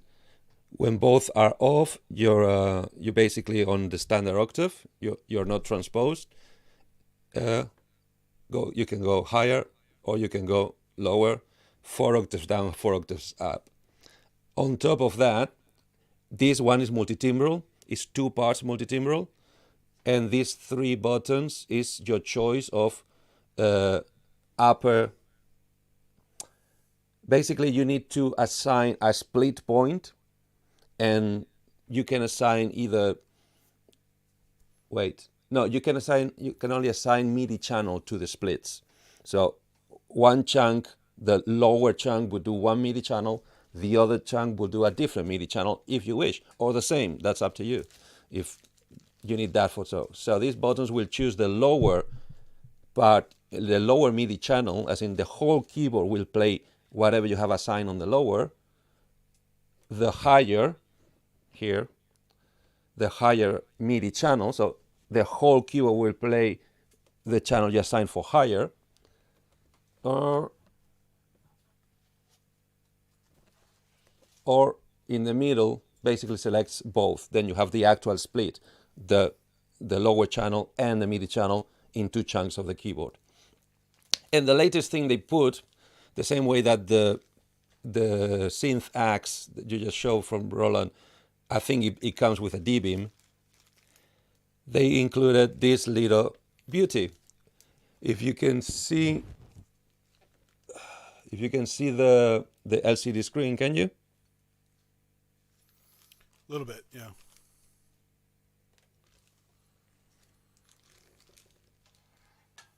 You can define. Yeah. You can define basically it's a tilt control. You can assign any CC parameter to the tilt angle of the keytar. You can assign what is rest and what is movement to make it more comfortable. But it's really fun to be able to, I don't know, increase. If the synthesizer can do increase feedback, resonance feedback, increase resonance just by tilting your neck, your headstop up. So, and this little beauty, even brand new, I think is coming under 200 pounds, and it comes with a decent chunk of I call it teaseware, but software. Mine came with a couple of full version VSTs, an LE or SE, I can't remember, a copy of Ableton, and some of the stuff to be able to play this. What else? Yeah,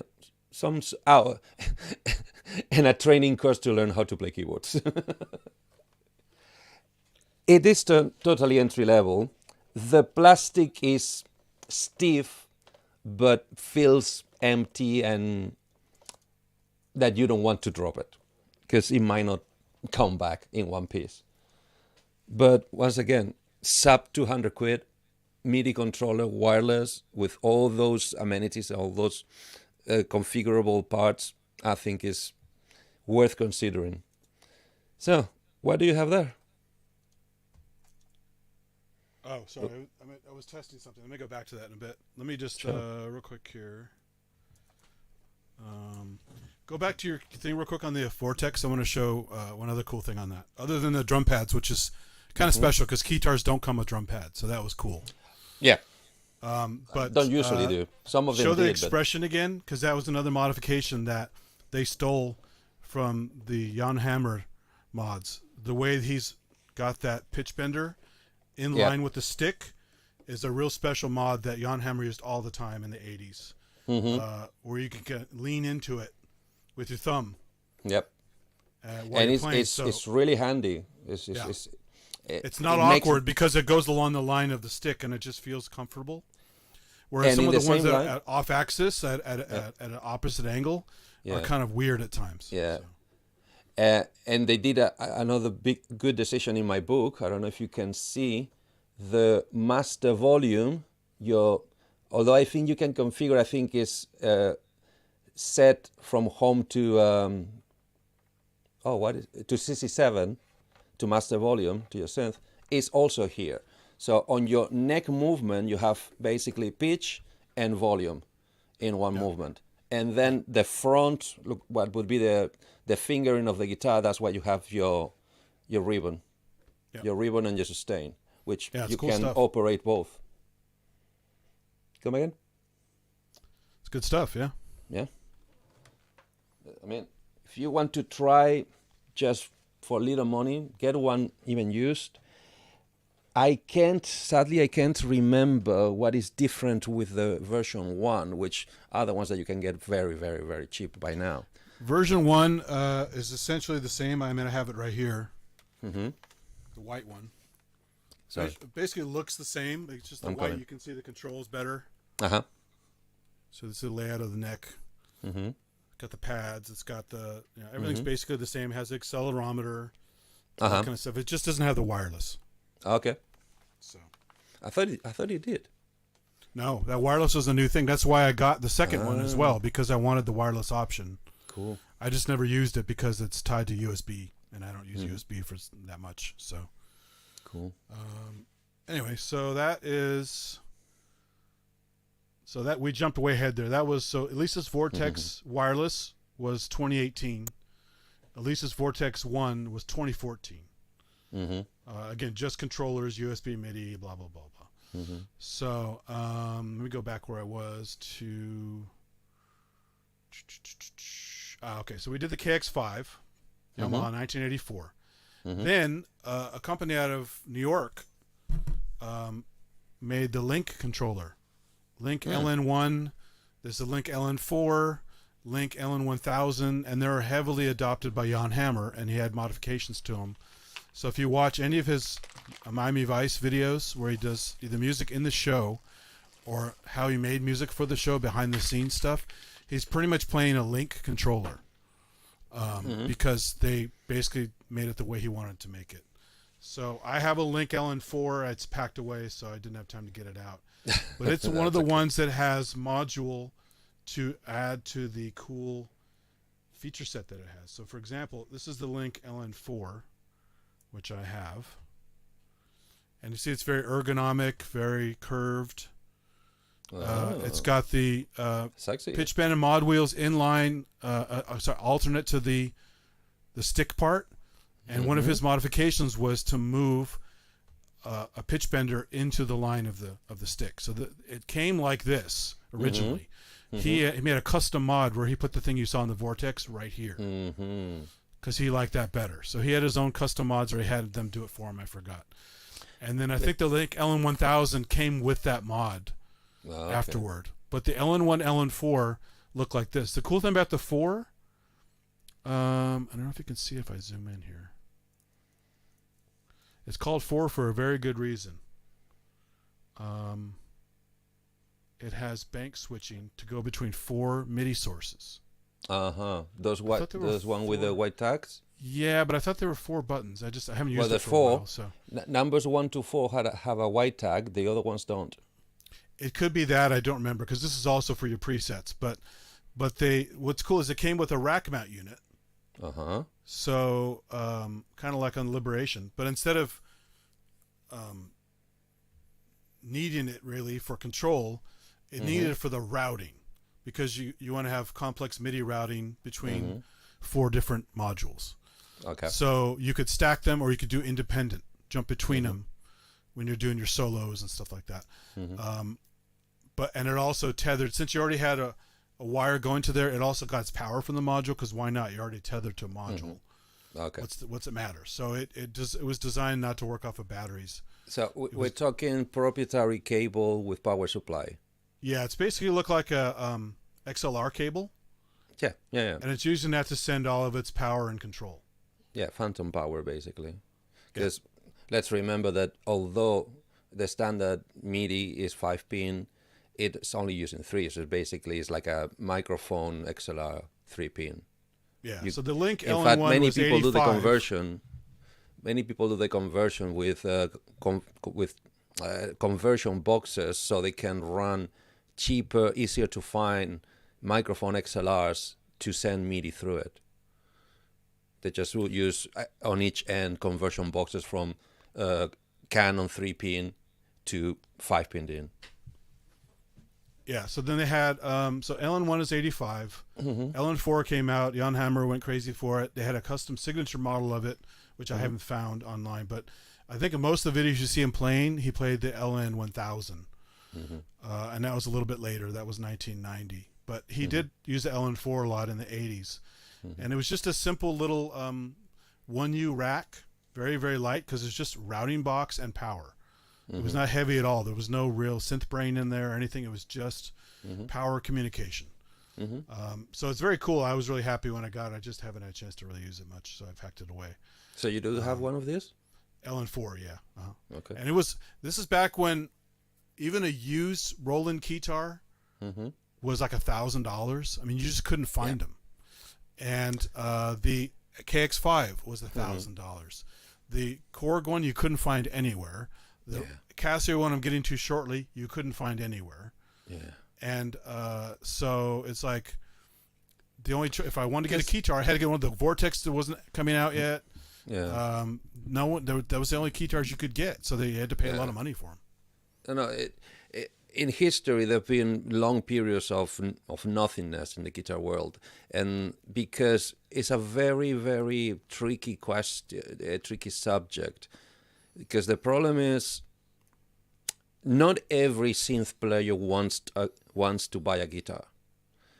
In fact, according to how they produce them, how often do they release them, and how pricey they are, I would say that is probably 5-1.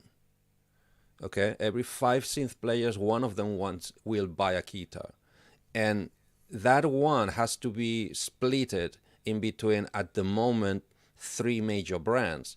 Two major brands, Roland and Yamaha.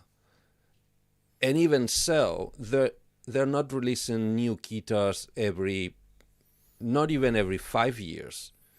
No. It's like one each decade. But also, that also makes them a big conundrum to them, because since the market is already small, out of an already small market, which is the synth players, they cannot offer them with the highest quality they can offer on the standard mass production units, and they cannot offer them at the more affordable prices that some other, let's call the tabletop synthesizers have, because they're not going to sell a tenth of them. So it's already a niche market inside a niche market, which is also deterred by the price. But it's that vicious loop. They cannot make it cheaper at the same quality because they're not going to sell enough units, and because they're so expensive, they don't sell enough units to make them cheaper. And that's why why I understand that this is kind of a lost battle. It's at least, well, I'm glad that Alesis and Roland keep doing it. So that's very cool. Most companies gave up, basically. And Korg is still at it. Yeah, they have the mini one, but it's not, As I said, no. The latest one, the latest KX is not a mini one. And as I said, they had a second one to come out? Because the one that was mini that I saw. Let's find it. The RK, whatever it was called, RK something mini. Let's find it. Do you have any more pictures? I have a ton. So I don't want this to go too long. I have much more to go through. Just let me plow I'm through. gonna give you the screen while I look for the new one, because it's worth mentioning. So there are a few other ones that I just mentioned real quick. So there's a famous one I don't have a picture of called the Roland Axis. I know. What's his name?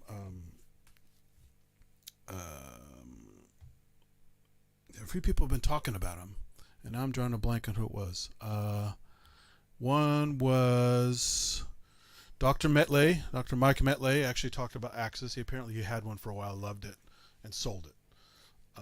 So that was, it made the rounds, but I've never seen one.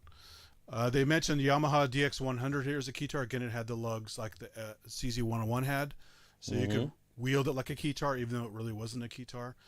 Then in '86, you had the famous Casio AZ1, used by, the first time I ever saw it was in a video by, let me find the picture first. Where's the damn picture? Bobby Brown had a video called My Prerogative. In the My Prerogative video, he's playing an AZ1 on stage, or at least one of his band members is. And the AZ1 is right. I had a picture of it. Come on. Where'd it go?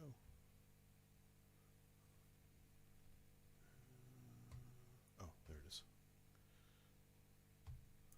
Let me get got too many floating windows here. It's getting crazy. So here's AZ1. It's white. Has that funny like fake guitar top to it, like a little bent part. But again, it had lots of good controls. Look at all that. Like a headstock, yeah. And then it had little LED screen, pretty basic. And I think the first time I saw this shape, because I think Casio released at least two with that kind of hook headstock. First time I saw one of those was on the... Do you remember when, right at the time that the Berlin Wall was falling, they managed to do a live performance of Pink Floyd's The Wall work in Berlin? Don't remember that. Well, it was kind of significant here in Europe for many reasons.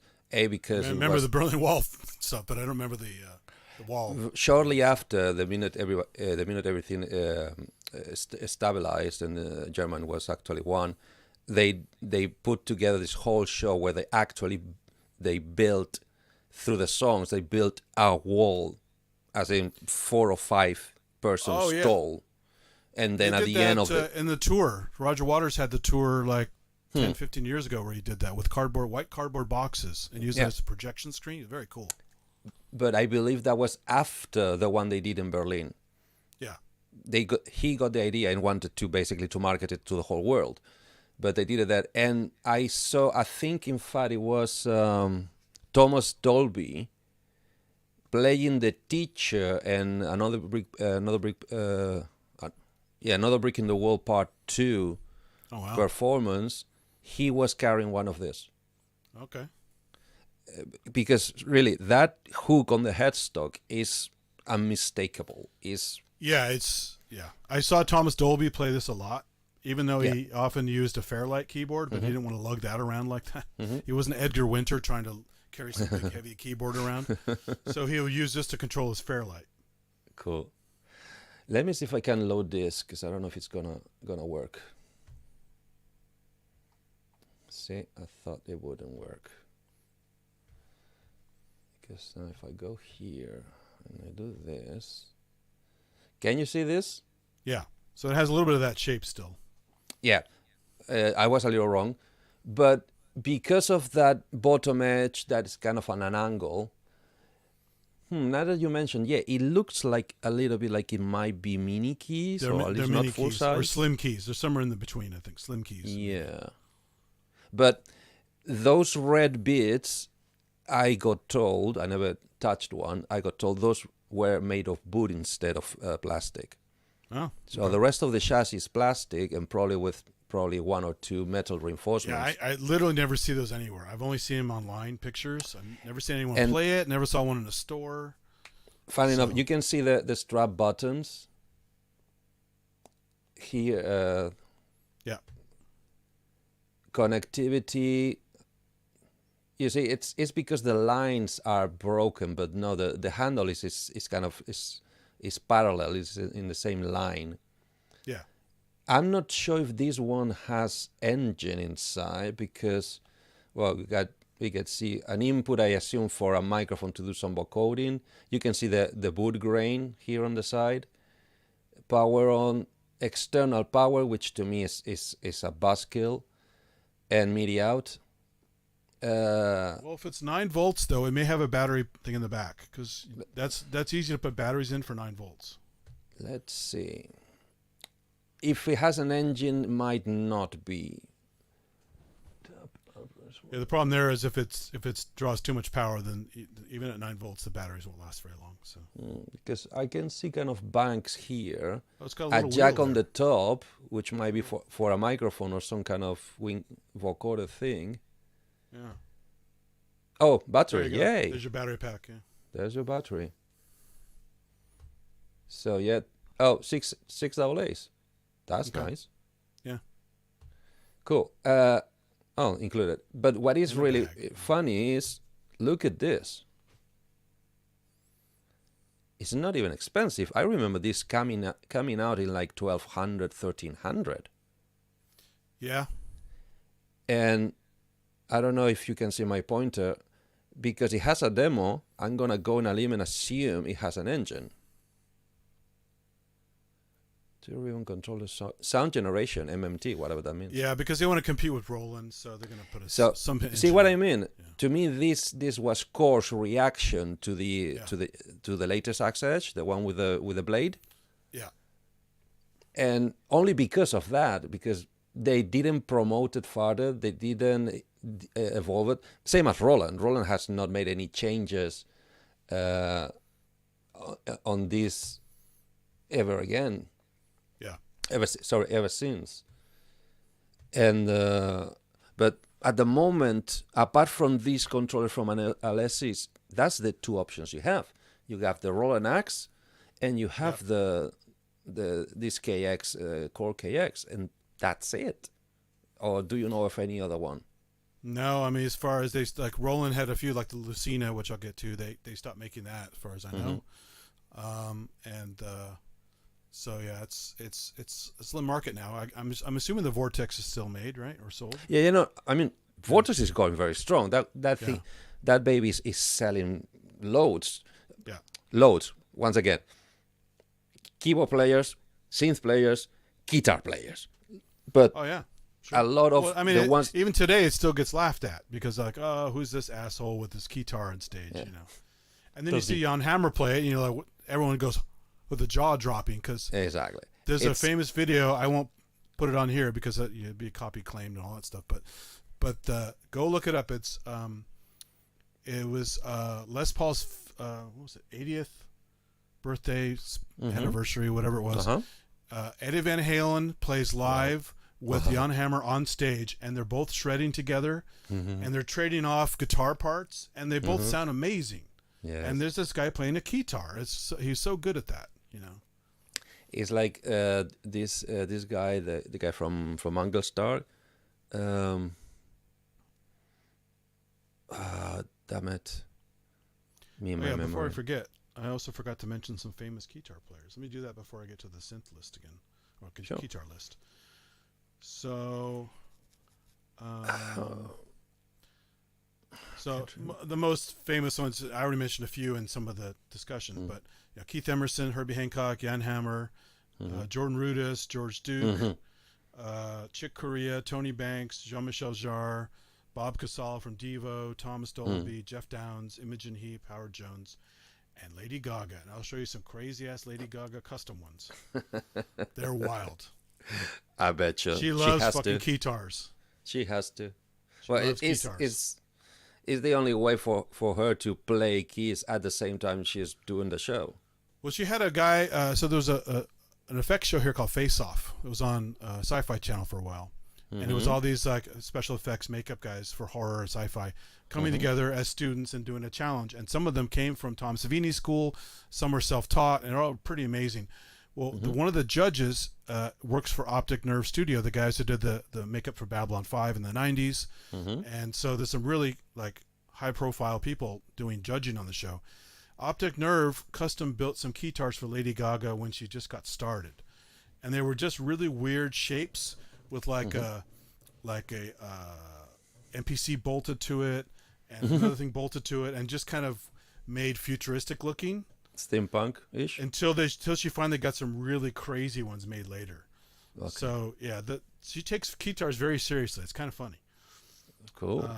So that was some Sad, famous but cool. people using it. Well, I mean, it's performance art, right?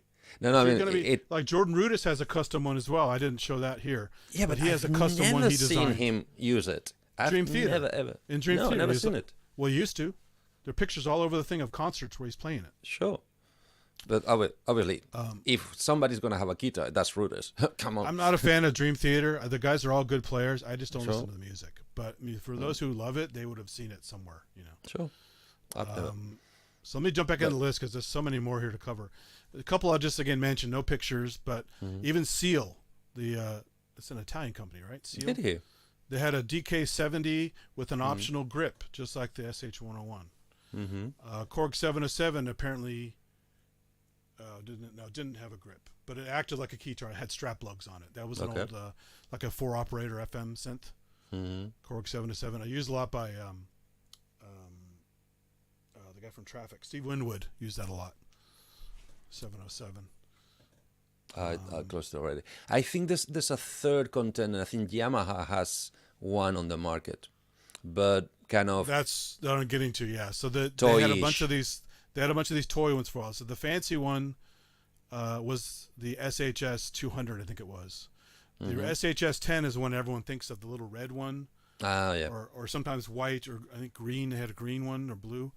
And it's got that weird angle like the Korg one has. It's not a box like the KX. It goes out like a trapezoid, and then has a stick on one side. And it was just really basic. No real great performance controls on it. Just pitch bend mod, and like mini the keys were not the mini keys. They weren't aftertouch even. They weren't. I don't think they even had velocity. They're really basic keys. Yeah. But it had MIDI out. So as a kid, you could hook it to a friend's keyboard that had MIDI, and you could do little Keytar shredding on some other keyboard, which is kind of cool. So a lot of people still use them to this day, but only as controllers, not the crappy built-in sounds. Yeah, because it was one of those general MIDI. It's like a really bad FM engine, even less than castle 2-operator quality. FM. Yeah, or really one bad. operator, if that's even possible. So that was the SHS 1087. Even Tyco apparently had one called Hotkeys, the kids' toy company, but I never saw one of those. And then 88 Link LN4 came out. I already talked about that. 88 also the SHS 200 came out. I just mentioned that from Yamaha. It's the fancier toy version. And if I didn't get a picture of it, go look it up if you can. It's very funny. SHS 200. It's very silly looking. And then other wins. I've never heard of Sumura, Japanese company. They had a thing called the JD21 percussion controller. So I guess they had some other weird Keytar-like percussion controllers. Okay. The 1990 LN1000 came out. That was another Janheimer staple. Then they had a few other ones in between that I won't even mention. Roland AX1, 1993. So that's the one that looks a lot like the Link, but more stretched out like a guitar. Not so bunched together, but had the curves. And so this is... that was 1993, and looks very, very similar to the one I have, the AX7, which is 2001, actually, which is pretty late. This is the AX7. Right here. Yep. Very long key bed. Again, LED screen, so kind of a miss on the LED screen. But it had the same kind of expression bar ribbon that you have on the AX Synth. Do you have any means to show that on camera? Because that's really, really significant. Well, here's the other thing. Right there. You see that little black thing? Yeah. That's the D-beam. D-beam. Yeah, man. Has to so be. You had velocity, you had aftertouch, you had expression bars, you had some other cool little things here. There were some buttons on the back even to give you some extra little features.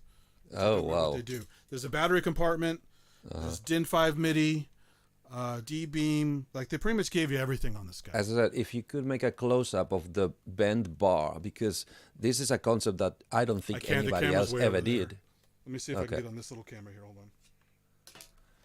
It's basically all that black plastic area. What word would you use it? Because it's like a lip. It's like a key that you move, but also the surface of the key. It's a real bar that you actually press in, but you don't like angle it. You just press it in on off kind of thing. There's a degrees of pressure. Yeah, but doesn't it have? And there's a ribbon above it. Exactly. It's both things at the same time. A little bit like the log in the prophecy. Here's the bar. Yeah. And right above it is the ribbon right here. Oh, but that one. Okay, that one only goes as in press down. It doesn't, because they all did this. I think I saw AX boards did this. Yeah, because okay, then I might be mistaken, because I thought that the whole black area will basically sink into the white handle when you bend it, and when you don't, then you can access the ribbon straight to touch.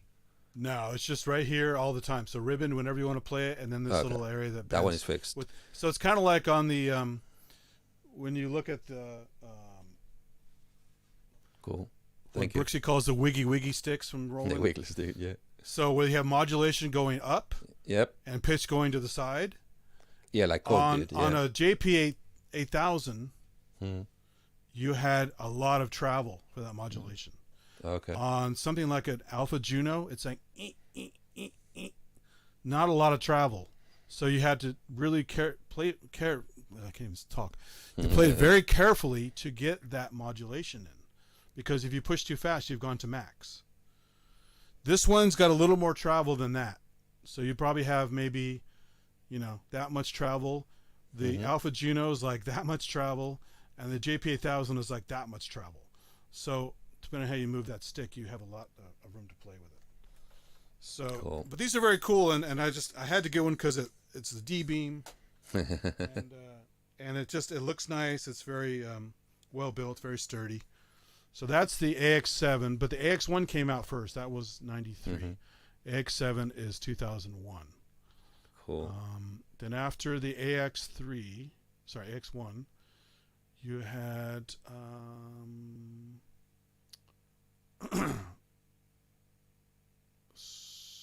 2001 is AX7.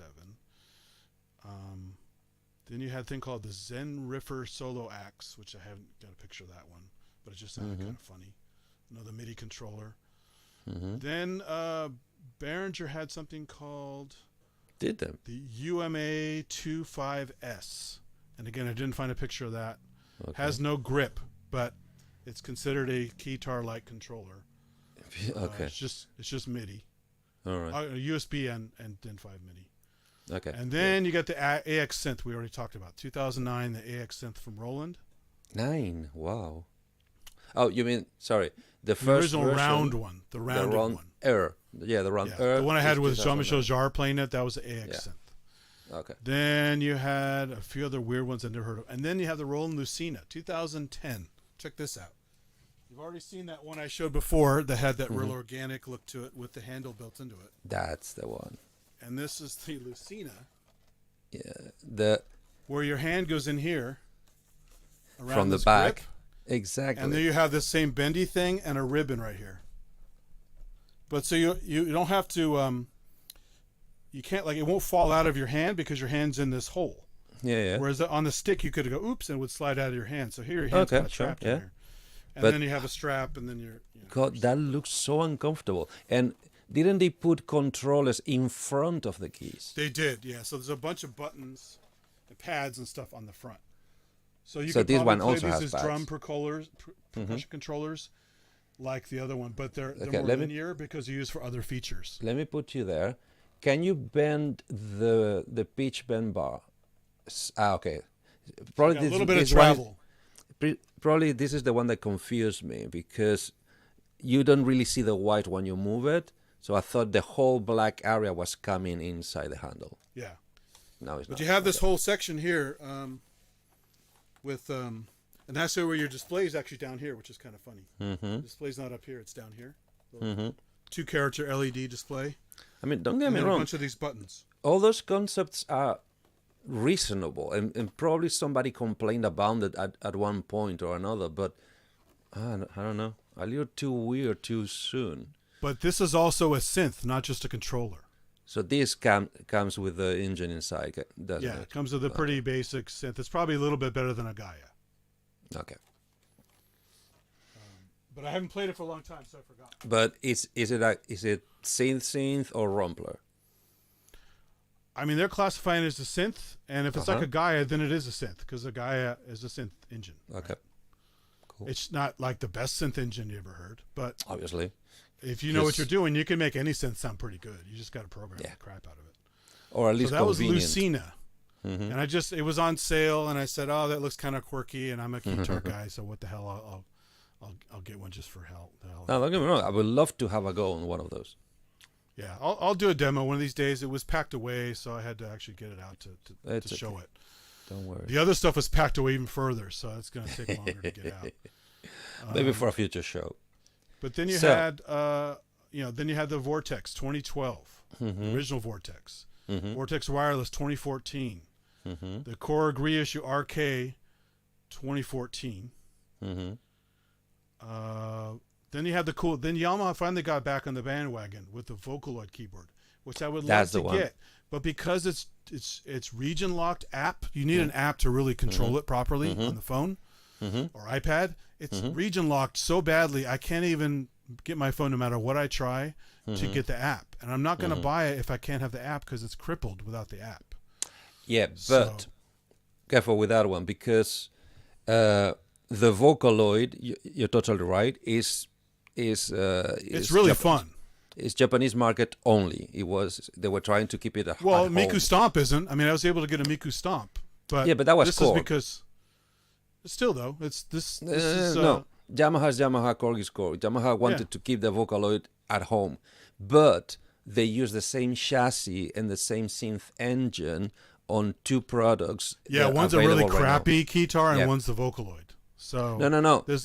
They made three. They made the Vocaloid just for Japan, then the full engine without the Vocaloid, full price, and then the cut down version without any of that, cheaper.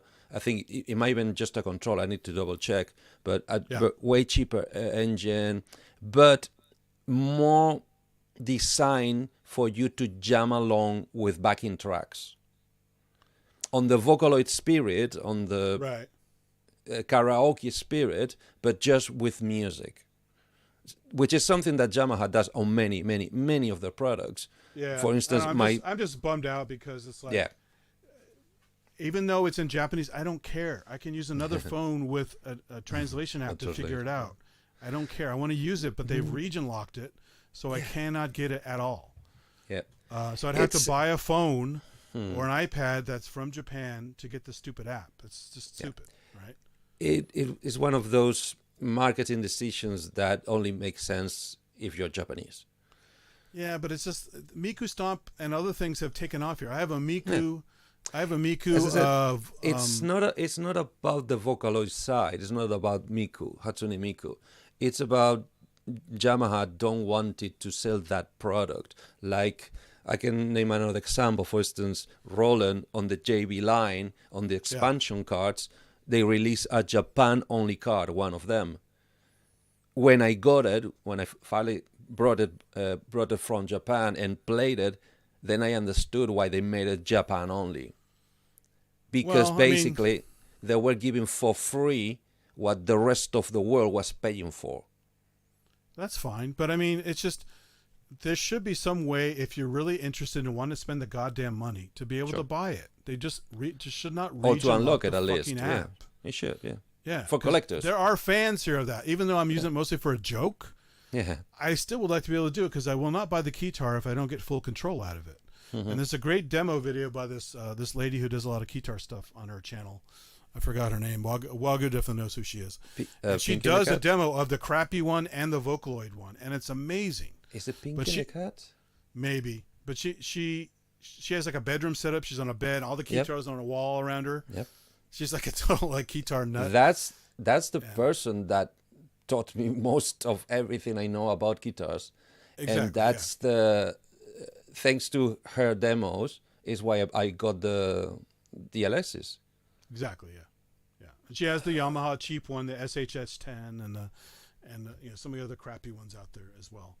But I'd love to get the Vocaloid thing, just because it's a novelty. Some guy actually did a really good video on it in the U.S. who went to the trouble of getting the app and showed how it worked, and it just looked really fun. You can just do some pretty wild stuff with it that I can't do with Miku Stomp or my little Miku stylophone that I have. So that's Vocaloid 2017, and then the one you had, the Vortex 2, is 2018, and then AX Edge comes out 2018 from Roland as USB, MIDI, and Bluetooth on the AX Edge. And then Behringer MS-101, they're calling that a Keytar clone, but it doesn't say anything about the grip here. They're just throwing it in there because it's an MS-101. And then there's the Yamaha Sonogenic, which is the non-Vocaloid Keytar. They released later. Yamaha, it's 2019. That's crap. Actually, looks like they had two of them. Sonogenic SHS 500 and 300. Those are 2019. Sonogenic? Those are the Yamaha ones, right? Oh, here's another. There's a second Vocaloid one I haven't seen. So one's a Vocaloid VKB 100, and one's just a Vocaloid keyboard. So maybe the one I'm looking at is the 100. That's the app-based one. I'm talking now to the chat. Guys, if you want to have awesome demos, I think that is the link to Pinky and the Guitar Cat. That's the channel of this person. If you can just check on it and let me know if that link actually works. Otherwise, I'll have to find another way to share it. And now I have to get into the Lady Gaga section here. This is pretty fun. What do you have? So one was just a combo shot, so it's a little bit cropped, of many of her different weird guitars she had over the years. Coming. Some are slightly weird, some are very weird. So translucent with lucite or plexiglass or whatever. Jesus. Some you can tell what they are. Yeah. With stuff bolted onto them. Some are like, whoa, it's just totally custom. Like the one second from left is pretty crazy. It almost looks like an Axe Synth or Axe Edge, but it's all clear plastic and pretty wacky. And then this one here, second from right, I have a better shot of that one here, a full shot. It's a fishy one, like a seahorse or something like that. Yeah. So that one's kind of weird. Jesus. They all look a little Roland to me, don't they? Yeah, well, that's the AX series is the most common one everywhere. And if you could get a cheap one, or like 5 of them, then you don't mind hacking them up for projects. Obviously. Right. So that's most likely what they are. They're AX based. Like AX1, AX7, something like that. Cool. Amazing. But that's she's repping the Keytar stuff more than anybody. Because you saw how many different ones she has, and she's been doing stuff for 20, 30 years or whatever. But at least 20 years. Kind of sad that she's the knight holding the flag of the guitar in the modern world. Forward. And the last one on the list here is the RK, so the Korg that you showed, 100S2. That was 2020. So that's like the last known Keytar to come out by anybody that I could find on a list. And as I said, one a decade, it seems to be a little too much, a little too optimistic. It's kind of sad, but it's a sign of the times. And this is a very good segue, because what the subject I want to jump now and have a little discussion, argument, and please, the people in the chat, have your comments coming our way, and give us your thoughts. One of the reasons why the guitar evolution... sorry, one more thing, sure. Kind of Keytar related, just before I forget, because I did set it up here. I've shown this before on streams, but here's like a modern incarnation of a Keytar. Sorry, other way around. This little... oh, yeah. The Artiphone Corda. The Artiphone Corda. So let me zoom out a bit. Sorry, that's the focus. Although... so yes, you can hang it on your neck. Yes, it has. You can put strap lugs in here. You can turn it on. It is your, guitar-ish, as in you can it's like a neck, like this, like MPE style, where you can roll up and down the key to get expression, and you can also, based on where you tap it, will also give you different expression on a given note. It's also a synth engine with 4 parts, including rhythm. So you can build entire songs on this thing, and you can, again, like you strap it on and hold it like this, or play like this and tap it, and so it's very Keytar-like and super portable. But I just wanted to show that real quick, even though I've shown it before on other stuff. So. Yeah, I'm not sure that would fall in the Keytar label, because it's like a fretboard. You hold it like it's like a guitar. Looks like in fact, it's closer to a guitar than a Keytar. Yeah.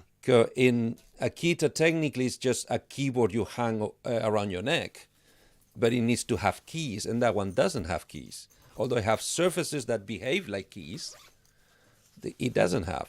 It's like a different paradigm. Before too. These little. That would be more. That would mean more to me. I would drop that one into the Synth label, because it's not a Keytar neither, because it has no keys. And this also is good to have these nuances, because it also it's a segue to the section I want to bring up. A, because it's the sign of the times. B, because it could start a ripple in music, in synthesizers, synth tech, guitars, Synths, that could become a whole entity on its own, and it could be the cause of even the whole Keytar concept to finally fade away and die. I'm gonna play a video with audio, so if the YouTube algorithm wants to kill this show, okay, I'll take it. If not, I'll remove it, but it needs to be seen and heard. Check this.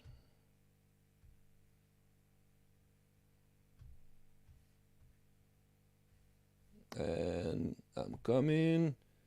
Nope. Here and here.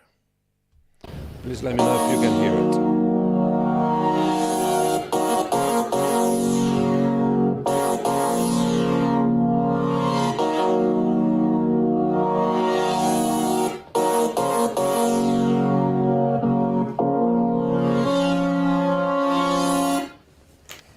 Hi folks, Steven here with Mostly Audio. I wanted to give you a quick hands-on with the new Nova, answer a few of your questions about it, and tell you a bit about the company history. So this project actually started in 2015 when I reached out to the creator of the Keytara, because I'm super into these instruments and wanted to see how I could help get them out there, and also to take it to the next level. And he has let me run with the project. I've redesigned it from the ground up, and with him guiding me along the way. And I just want to say I'm really appreciative of his support and his generosity, letting me see where I can take this.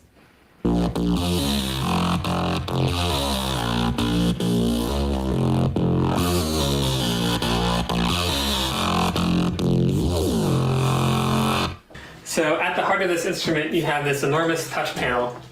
So this lets you map up whatever parameter you want to from the synth. So you can see over here, I've got the I've got it map up to an XY. But you can map it up to other controls here as well. And so this is a custom-built touch panel. It's made of very thick glass. It's really, really durable. And it also has a really nice surface finish on it that lets you move your finger around without it getting stuck. Not like a phone screen that kind of sticks to your finger when you move it. So then the fretboard. This is a stainless steel fretboard, and you can see it's matched with this wood. And this is doesn't have any screws on the back here. It took a lot of engineering to figure out how to combine these two materials like this. But it's got a really sleek look. And then the buttons, the fret buttons are very nice to play on, and they do slides really well. You can play bar chords, just like you can with the normal guitar. It feels really nice to hold in your hand. Someone was asking about the weight of the instrument, and if the stainless steel was was really heavy. And it's actually not, because it's mostly hollow. But yeah, so you can see it's not. It's pretty balanced, and the guitar isn't super heavy. It's got some heft to it. It's just over 5 pounds, which I think is 2.3 kilograms or so. But yeah, it feels like a normal guitar when you're holding it. And then coming over here to the ports, you can see it's got USB-C. Here, I'll plug it. So here's a USB-C out. And then it also has a 5-pin MIDI here as well. But the USB-C supplies the power and sends the MIDI to the computer. Yeah, here's the back.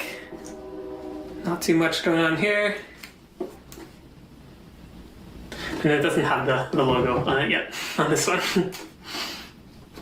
And you can see it's got lights at the base of the fretboard here. This is both to look cool when you're playing with it, and you can see it's got an indicator on the side here as well, and it's on both sides, so you can do lefty flip as well.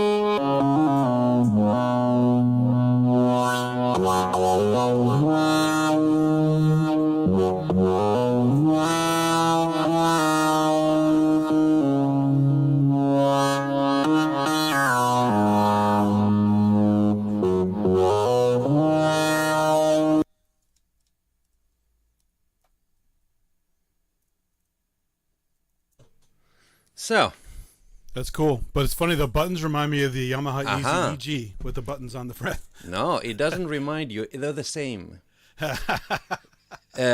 So the points on this product is it's nothing new on the tech he's using. Is the amalgamation of the different techs which makes it unique. It's clever, yeah. Clever. What's the price of it? I think it's under 1,500. Because there was a guy who has a not as nice as this one at Maker Faire a couple years ago. That where the pad thing lights up, almost like Tenorian a little bit. And he was doing something. The kids were playing it. It was pretty cool, but it was more goofy with blinking lights on it and stuff. Okay. But this is pretty good. I mean, the output of this is pretty good. So. And that's exactly why I'm bringing it up, because basically this is a MIDI guitar with an iPad merged, or having a how do you call it, a bastard child between a MIDI guitar, the one you have, the easy guitar from Yamaha, and an iPad. Yeah. And my point is this: because they're drifting so far away from the guitar paradigm, from the guitar paradigm, in fact, from every paradigm of every other thing made before, I think this trend could catch on.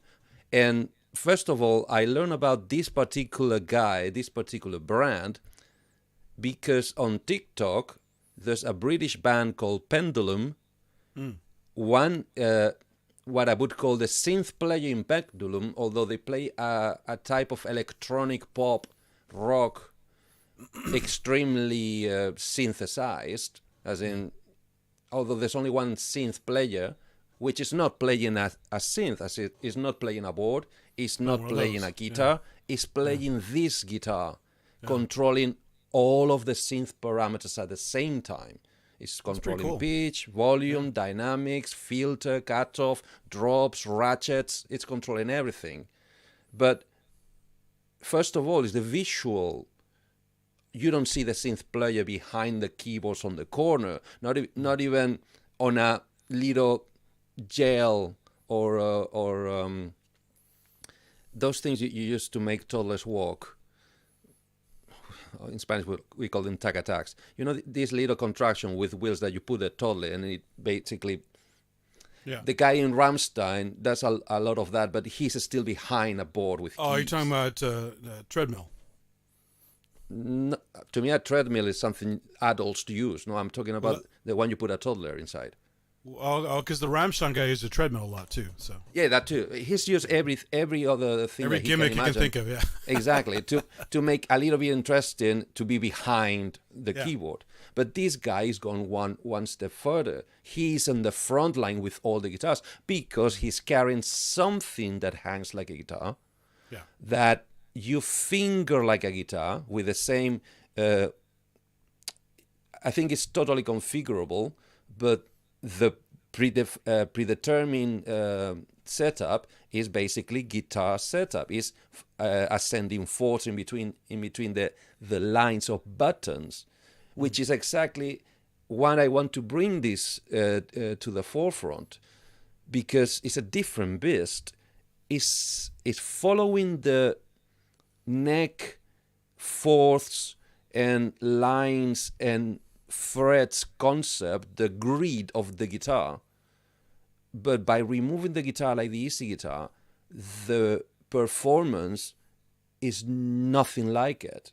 You don't perform, you don't mute, you don't lift, there's no you don't bending press. strings. There's no Although this particular one and many others that are trying attempting the same have very smart scripting to allow them to do bar chords, which think it through.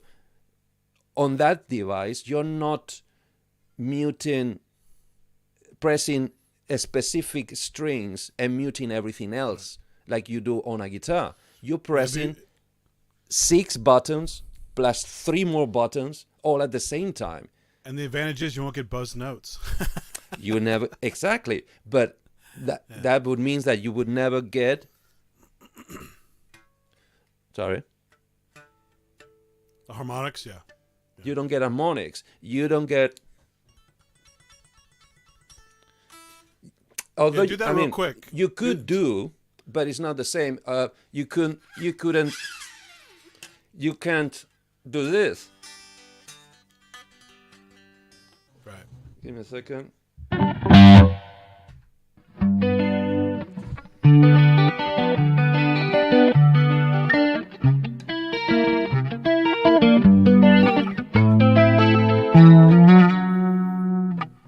You can program it, you can make a script to make it do this, but it's not reacting the same. It'll sound stiff. You won't have all the feel. And some might even say it might sound a little clean, because all these finger metal to skin interaction string noises is not there. Yeah. Squeaks. You don't have that. But to me, the biggest point is you don't have this. You don't have raking. You don't have skip strings. You don't have the speed. Because yes, you can change parameters, resonant, filter, cutoff, 3 filters at the same time very quickly, but you're still holding one note or 3 notes. So the same way I don't consider those drum devices that only gives you the sticks to play drums on the air a drum kit, because no drum technique can be applied there.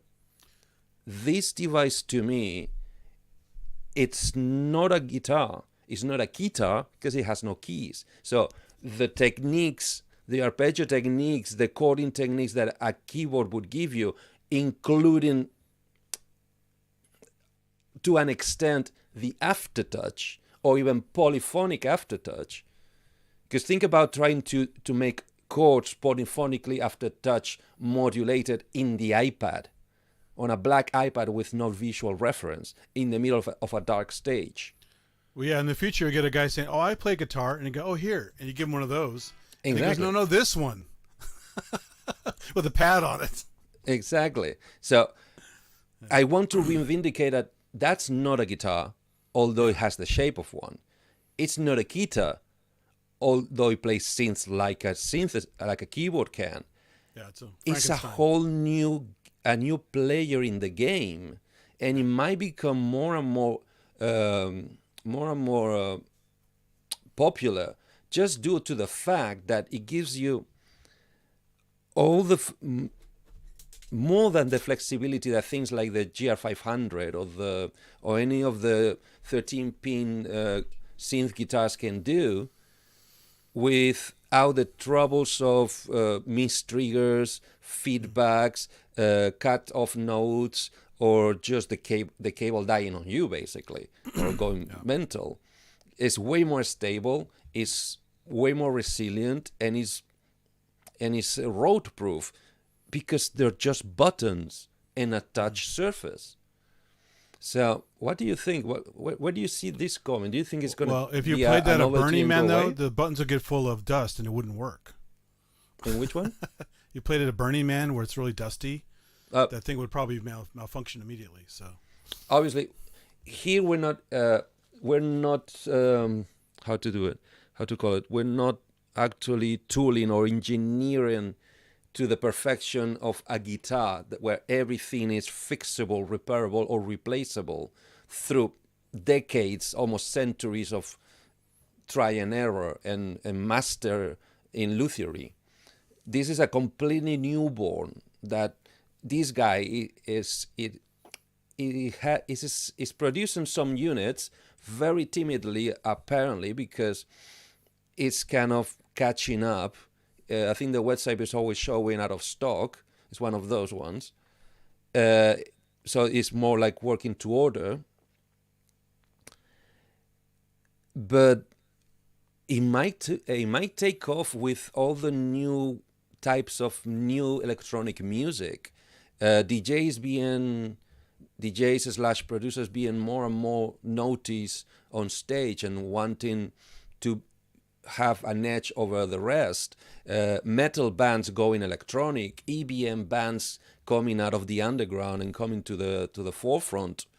I think this system, possibly not this particular brand and model, but this system, because you've seen many people had the same idea. And mostly after Yamaha released the one you have, the Easy Guitar, where they got rid of the whole string business, except for the plug-in ones. The only problem with that is you still need to learn a certain amount of what fingering is and where the notes are. And then, so it's kind of like guys who play rock band versus playing real guitar, where it's like, just put the extra time in to learn the real guitar. Use these as fun alternative controllers, But don't put all your energy into these button controllers. It won't prepare you for real guitar, and you're still going to spend a lot of time learning how to get the notes right. Cool. Counter argument. They don't want to, because what they want to play. Yeah. What they want to play is synthesizers with synthesizer expression, filter, contour, envelope. Right. They want to do that on stage. And they might have or not a background on guitar. Why would you want to go to a guitar shape? Oh, because it's familiar and it's easy to carry around. And that's what I mean. If you already play it, then that makes sense. But for someone to go to that kind of thing first, it would be really weird. Why? Not more weird that it felt to me. Because you still have to spend all the time to learn the fingering. But that's the point. And it doesn't translate to guitar then. If not this one, because I'm not sure, I haven't read the whole minute print.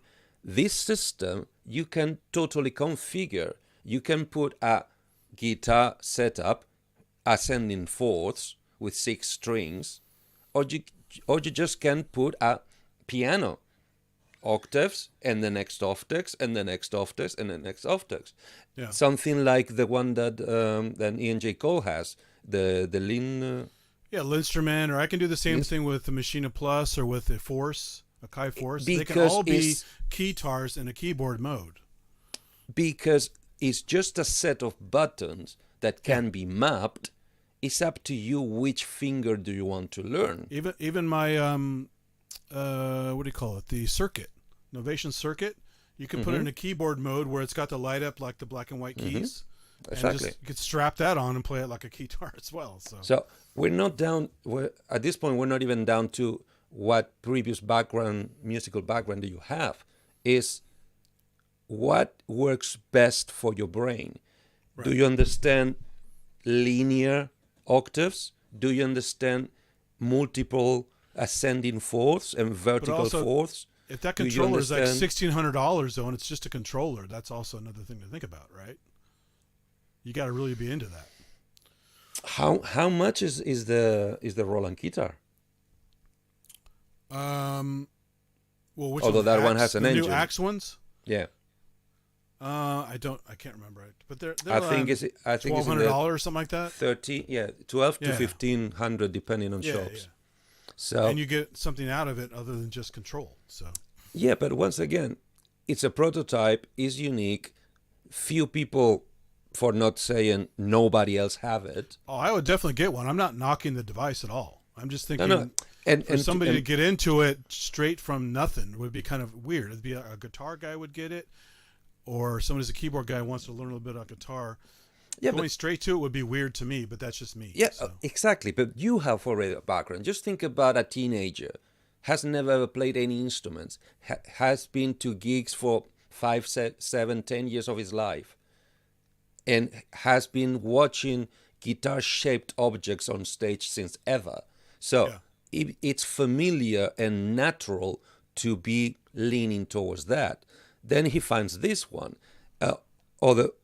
For instance, that thing that you told me and other people told me, and I keep trying to fight back. Oh, when you're learning guitar, you need to play until your fingers hurt. Yeah, some people, the first time they grab it, because they don't know what they're doing, they haven't been taught properly, and they usually have crappy setup guitars. Well, it depends on the action too, right? I mean, some of the action depends of all factors. All of it depends. And my counter argument is, if your finger hurts, you're doing something wrong. Full stop. You're not applying the right technique on your fingers. You're not setting up your guitar right. Something just bought a cheap-ass guitar that will never be comfortable. Exactly. So, think about that guy. Gets the cheap-ass guitar, gets fed up, gets ache on their fingers, and says, yeah, I still want to be hanging around in the front of the stage with something that resembles a guitar that doesn't look like a contraption, like Lady Gaga, but I don't want to play octaves and scales like a guitar. To me, it makes more sense to have it 6 different octaves of a piano and only apply the 8 first frets on the neck on 6 different octaves. That makes sense to me. Or I want to imagine a little bit like how it's called, stick, the guitar stick. Double tapping hands. Then they should just get something like this. It's really easy to play, and it has a lot of expression. But that doesn't look like a real guitar, like a Fender you could Stratocaster. put this. You could make a body for this and stick this inside of it. But that's exactly what I just showed you. Is that inside a body that looks like a guitar? No, because this is so much easier. It only has like 8 notes on it, or you call it easier. Some might call it limiting. Yeah, true. See my point? There's too many. At this, into my face, and as I said, I learned about this brand because there's already a band using it live. Yeah. In anger, right? I believe it because it's pretty good actually. Yeah. And as I said, at this point I see the same amount of arguments against this thing ever sticking and becoming anything else. I see the same amount of arguments in favor and against. Yeah. It's level at this time of the game with laptops, with, let's face it, 50, if not 80% of professional rock, pop, soul, hip-hop bands playing on basically laptops, if not inside a keyboard or a Machina or a MPC. Or a keyboard with a laptop inside of it. So exactly. Or just a freaking controller with the laptop showing to the audience. Yeah. That is commonplace nowadays. Every stage in the world, every big stage in the world, you cannot prevent seeing laptops somewhere. So the power is already there. They can do it. They're reliable. You just want an interaction device that you feel happy about or comfortable about. So caution with this format, it might stick on. Well, I mean, I don't know how well the Easy EG did before it died, but clearly they did the market research, so it's popular enough that they made a lot of them. There's an Easy EG and an Easy AG for an acoustic sound set. Yep. And I've never seen the AG. And I think the next were different. The necks were different, but they had a different body shape too because they're trying to look like an acoustic body, shiny black or something like that. Mm-hmm. And but you know they caught on enough for them to make a whole bunch of them. Who knows if they landfilled them or whatever happened to them? I'm not even sure they discontinued it. I think they're still selling them. Still have it? Oh, okay. I figure it's like Tenorian. It just didn't take off, and they get rid of it. So no, it's like some other things from Yamaha. It's a boom when they release it because it's groundbreaking, but since it was designed for beginners from the drawing board, the minute the wow factor dissipates, it just keeps producing in the background because they're cheap to build, cheap to transport, the price is very affordable, so beginners, although I still hold the same argument, if your target is to learn guitar, that is not the way.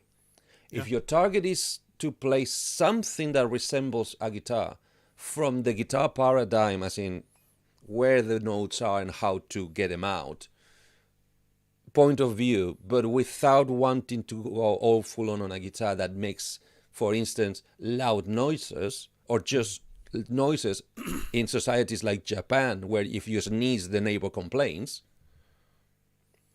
I totally understand going for the easy guitar. It's the closest approximation that always sounds good because you don't have fret buzz, you don't have fret noise, you don't have the string doesn't slip off you don't have grooves in your fingertips, unless you're really really intense and press the buttons until you bleed, like Brian Adams. Well, he's also talking about how he's learning too. So the song is about he's a beginner. So it's an idea, it's a romanticization of a process, which I still say, if you get to the point to bleed, you're fucking doing something wrong, mate. Really wrong, because guitar in general, although acoustic is, I get it, is a little harder. Although once again, quality, setup, blah blah. But electric guitar was designed to be easy as pie to play. The softest thing, the less. It was meant for professionals who had to play hours on it without end. I mean, probably bass more than anything, right? Because bass is the bigger strings, the harder to fret. But because of the tuning, the tension is the same. Unless you go for high tension strings, which you can also do with guitars. You can go for, because at one point you want and that's my argument against this type of concert, against the fact of calling it guitar or even keytar, because it doesn't have the resistance, it doesn't have the fight back factor that a string when it's bent. on off. Yeah. It's a little too easy and it's a little too keyboardy. Yeah. But the whole right hand technique disappears because you cannot strum it on the iPad. You can try, but it's going to sound like shit. Plus, actually, there's some strumming apps that are pretty decent, but again, it's a fake. But it doesn't have a neck. You're inputting the pitches somehow else. Like GarageBand, the auto guitar strumming is pretty fucking cool. Even Nintendo had a grip you would apply to the DS. Without the grip, you could just strum the screen. Yeah. Yeah, it was cool. But the input of the notes was not a neck, and it was not based on a guitar paradigm. No, it's already got chords. You're just strumming the chords. Exactly. It's like a chord. It's like a omnichord where you're pressing a key and then you're strumming it.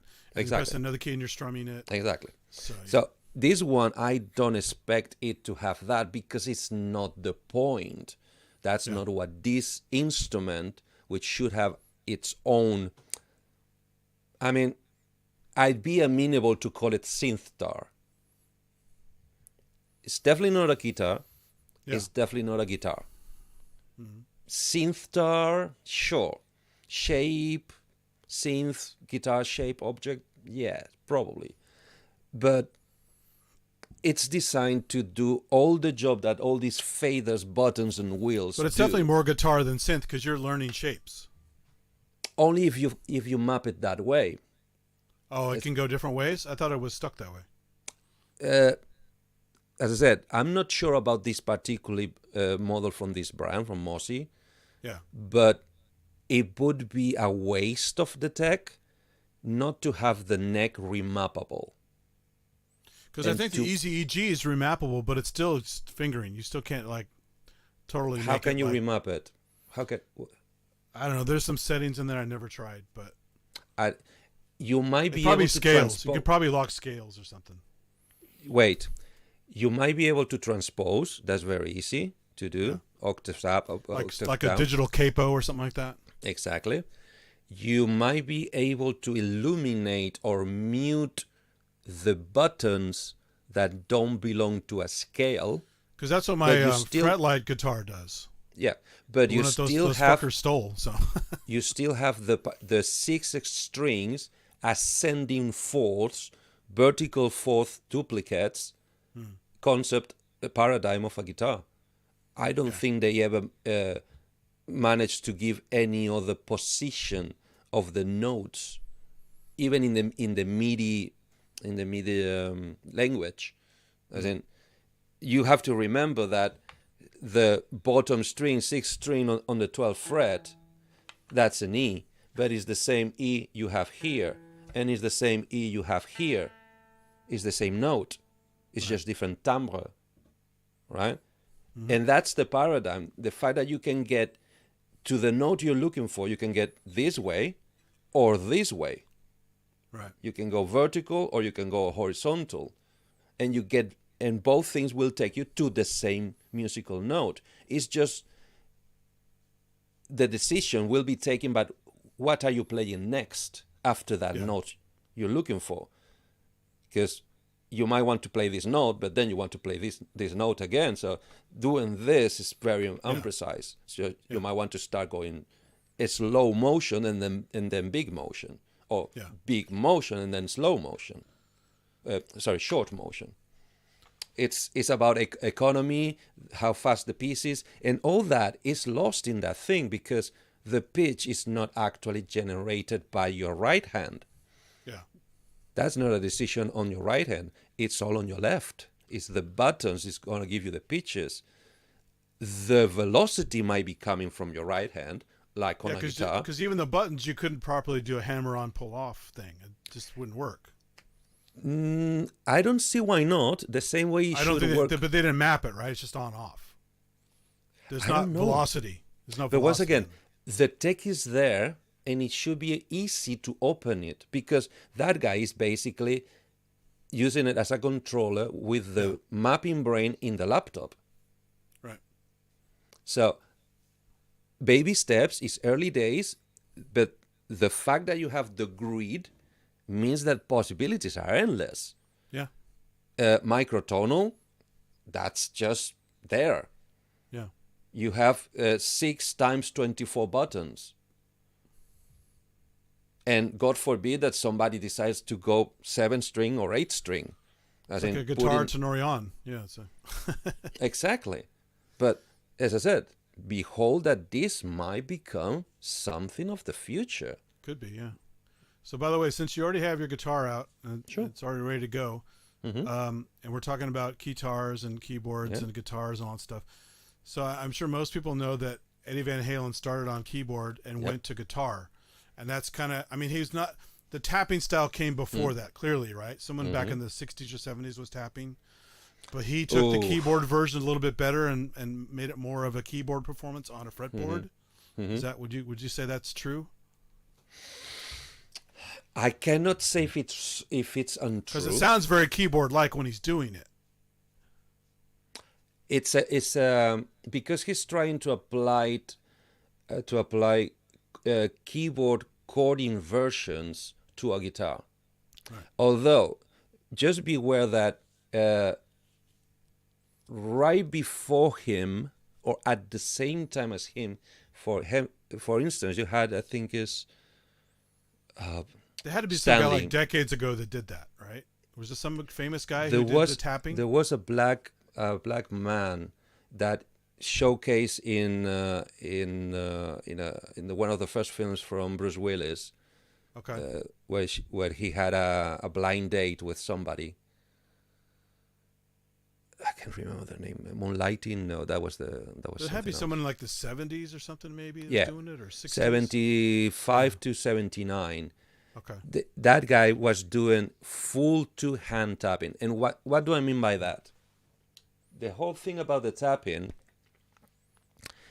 is something that, for instance, way before these people we're talking about, way before electric guitar, amplified guitar, flamenco already used tapping.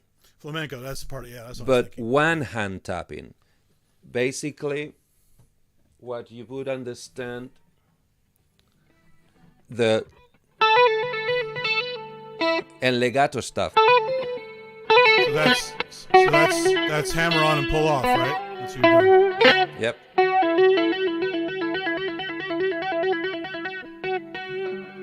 That's Which is almost impossible on acoustic, right? It has to be electric. No. Once again, I'm talking flamenco. Like it's impossible to be this loud, but it's not impossible to perform on a properly set up flamenco guitar, and that's fully acoustic. Okay? What's their trick to do that, by the way? What's different about a flamenco guitar? It's a little louder, and the tension's a little softer. Okay. Well, sorry, no. It's either you can choose. You can make it softer or harder. But also, another thing that helps on the fretting or the tapping techniques or the neck techniques is the size of the frets. Was it shallower frets? Taller frets help. Taller frets, okay. Okay, because the string, basically, what you want is the string to impact the fret and keep vibrating. If the fret is too shallow, when you fret it, when you fret it, your flesh and the wood stops the vibration. Right. Okay. So it does. Plus, it's easier if you don't take the wood as a reference for when to pull out. Like for instance, that's the principle behind it. You have a feel. It is the principle behind the scalloped necks. People like Blackmore or people like Malmsteen would take a regular neck and would take wood off the fretboard to make a concave shape underneath. That way, the finger would move the metal string to touch the metal fret, but the flesh and the string will never touch the wood. Right, okay. It's a whole new technique that takes a lot to master. You have to press really hard to get it to... No. Really soft. Oh. Because if you press hard and the wood is not there to stop you, you're going to get this.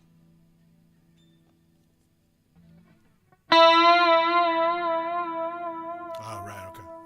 You basically bring your note out of pitch. Right. So you basically need to be even faster and lighter touch just to move the string just enough so it touches the metal of the fret and move on to the next. That's why the people with those type of necks are usually shredders. M.V. Malmsteen. What about Van Halen? What did he do? So he was trying basically to do the same arpeggios he was doing on the keyboard on the guitar.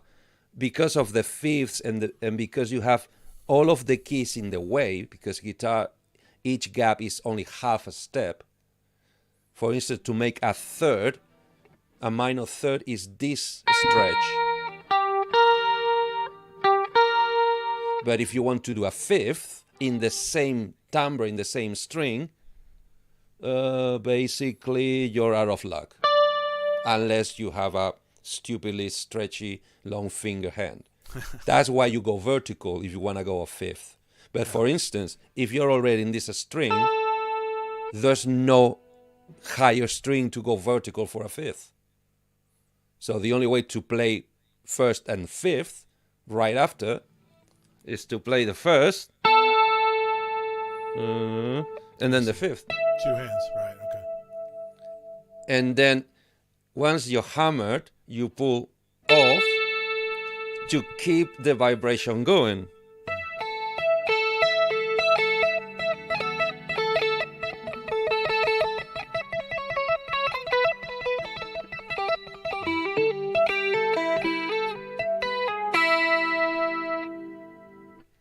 And that's what he, with a lot of gain on the Marshalls, with 8-gauge strings tuned down to E flat, so softer upon softer upon softer, he managed to make the songs he did. And because he was actually playing arpeggios, everything sounded awesome. And because he had a very trained ear for pitch, he was never pulling the guitar, even with the Floyd Rossers, he was never pulling the guitar out of pitch. So he was matching with the drums, he was matching with the keys, he was matching with the bass, and he was matching with the singer. Except for that one concert that was on video where he's way off. We all have a bad day. The guitar tech screwed up. But another fun concert that I don't know if it's broadly spread, that's why how I knew about it, but in the band, in Van Halen, Eddie wasn't, when the band started, Eddie was not the guitar player. When the band started, his brother was the guitar player and he was on drums. Until he started taking his brother's guitar and trying this tapping stuff to try to play piano parts. And that is when the brother says, hell, you're way better than I am on guitar. Want to swap? Yeah. And the rest is history. Yeah. Yeah, I knew they were multi-instrumentalists. Like even in that dopey movie Twister, he and his brother worked on the closing theme on the credits. Okay. It's just guitar and a synth arpeggiator. Is the whole track, and it's just him and his brother working on some stuff. So there's no drumming at all on there. So clearly he's doing some of the music too. So that's what Eddie did mostly. Sometimes he would do some, which is basically you change the standard, the open pitch of the string by making a bar. You change it instead of.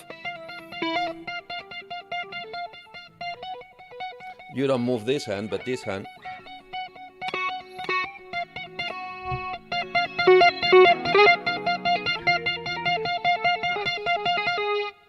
Right. Right. So the hammer is the same note, but then the pull off is a different note.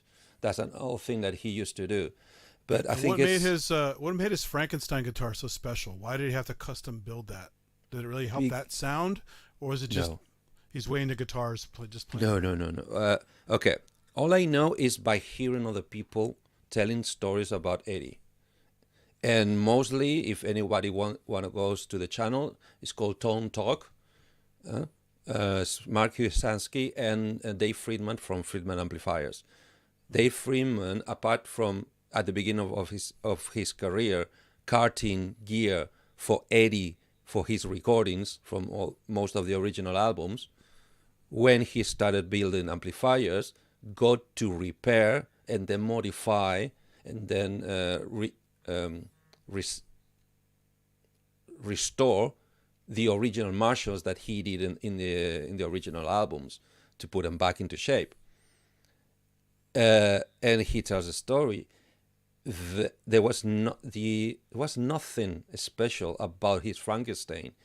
Hence the fact that he didn't give up flying rat's ass. He just wanted something that he could keep in tune, and he would hold the whole night in tune. Full stop. He wouldn't care less about boots, pickups, electronics. He tried everything under the sun, and then some. And when he couldn't find what he was looking in the market, in the shop, he would go down his own warehouse or his own shed and build it himself. He was a tinkerer. He was if I don't have it, and if nobody is building it, I'm going to try to make it myself. Obviously, with botched up parts and techniques and with no fucking clue of what he was handling. To the point of going, okay, I'm going to get my sound out of starving the power to my amplifiers. Yeah. Because by accident, I don't remember the story about how he found out about that, but by accident, he discovered that when the voltage was going low in stage, the ampli sounded better to him. As in the voltage was dropping, it sounded better to him. So he found the tool to actually put that in practice on purpose. And that's what he did. He starved the power instead of feeding 110, he was feeding 90-something volts to the amplifier. So although his guitar looked weird, it wasn't the look that was the Frankenstein. It was the fact that it was cobbled together from all these weird parts. Yeah, I think it was... have you ever heard of Warthmoth parts, guitar parts? Okay, there's a company in in LA, in the area where you are. All the shredded guitar players and most of the shredding making designers, as in Charbel, Jackson, Kiesel, what now is Kiesel, back in the day Carvin, at one point even Ibanez. Ibanez has an office in LA. All the shredded guitars came out of try and error. The first thing is Gibsons were always very, very finicky to keep up in shape and in tune. Fenders were more stable for tuning, as in for touring and for a whole gig. So you can you explain real quick on just a quick detour, why the Gibsons had a shorter neck? What was that all about? It's softer. It's just easier to play, less tension. Okay. Doesn't it make fretting harder though? If you have big fingers, you can't really fret properly. You need to go back to the beginning. Gibson was building what we call a Spanish guitar scale length, 650 millimeters, right? That's the flamenco guitar. From bone to bridge, 650 millimeters. But he was making them with very big neck, big chunks of very hard wood, with techniques learned from violin making and from luthiery of centuries before them. And because that's when guitars were made with gut strings. When steel strings started creeping in American culture, they started because, I explained it wrong. They were using hardwoods, but not as hard as they're using nowadays. So when they started putting steel strings to the same woods, the necks would bend. This I'm talking before the truss rod bar was invented. Some necks would have, because the early steel string guitars, call it Martin acoustics or calling D'Angelico or even Epiphone jazz boxes, they might have a metal reinforcement as a piece of metal in between the fretboard and the neck, right inside this chunk of wood, to prevent the extra tension of the steel strings to bend the neck forward forever. Because once the wood is bent and stay there for a while, it will never go back. So to prevent it from bending in the first place, and also when it bends, your action becomes harder to play. But also, it won't go back. So they started trying with just solid pieces of metal, bars, or usually bars or T-shaped bars, stuck in between those pieces. But the problem is, when you added to the extra tension of steel strings, you added humidity, long periods of humidity, or just extensive sweat for gigging, the wood will bend anyway beyond bending back capabilities. So they decided that they needed a bigger reinforcement. Also, that's the truss rod thing in there. Also, because of building inconsistencies, some guitars with the same name, same model, same price, would come with thinner neck. And by thin, I'm not talking about this distance, the width, I'm talking about this distance between front and back, between your fingers and the strings and your thumb. That's the distance we talk about fatness or thinness of a neck, right? Some necks would come thinner, and some people would pay extra price to buy the thinner one because it was more comfortable.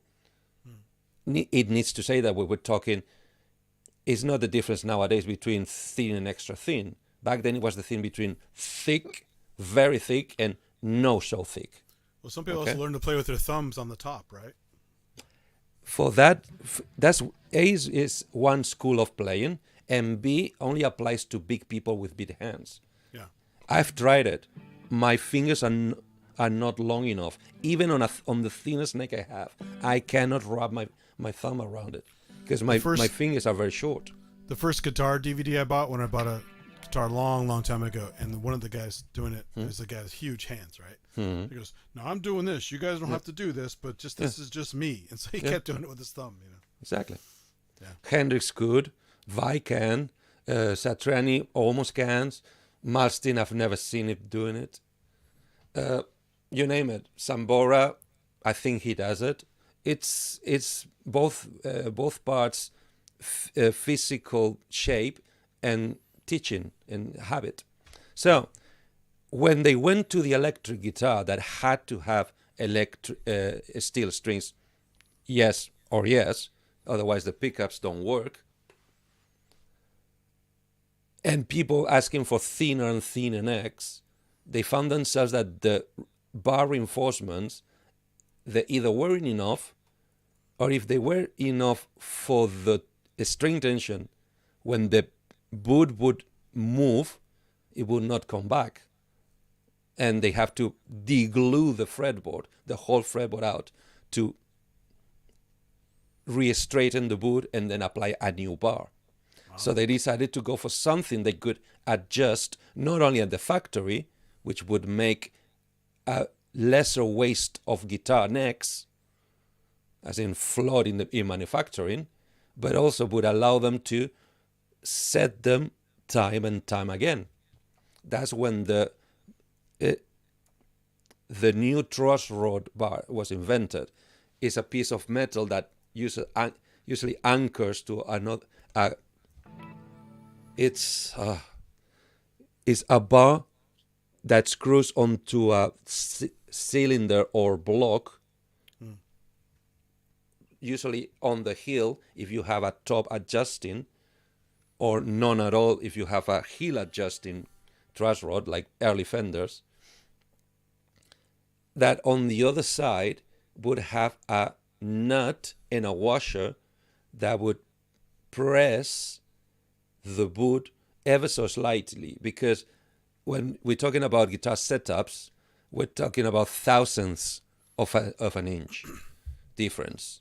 We're not trying to move millimeters. If you need to move your neck millimeters, that neck is gone. It's history. Okay, we're talking thousands. So very slight variations on that rod of the pressure would make the required variations to bring the neck back so the strings remain at the same height. So yeah, that was the question about the truss rod. So the Frankenstein basically, because he didn't have much money to buy instruments. It's electronic parts mostly that matters on the Frankenstein? No. Okay, let's put it this way. Everybody thought that 80s sound was the pickup in Frankenstein.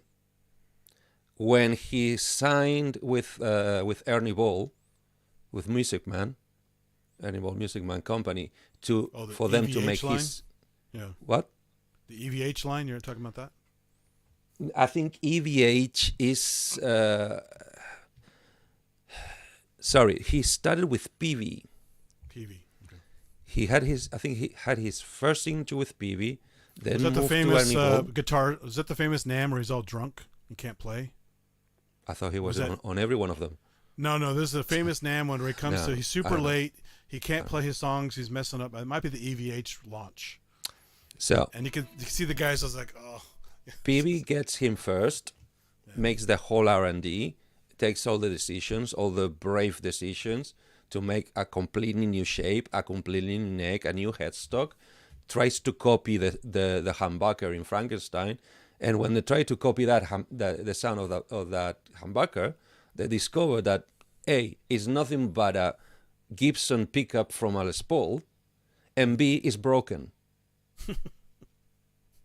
As in, the wire inside got somehow split and soldered to the next wind. Oh. So instead of having, let's say, a 10K value, it was having something like 7K value because it was shorted. So, no, nothing in Frankenstein makes Eddie Van Halen's sound. Eddie Van Halen's makes Eddie Van Halen's sound. Because if you hear any guitar forums or any guitar channels, is this catchphrase that says that tone is in the fingers.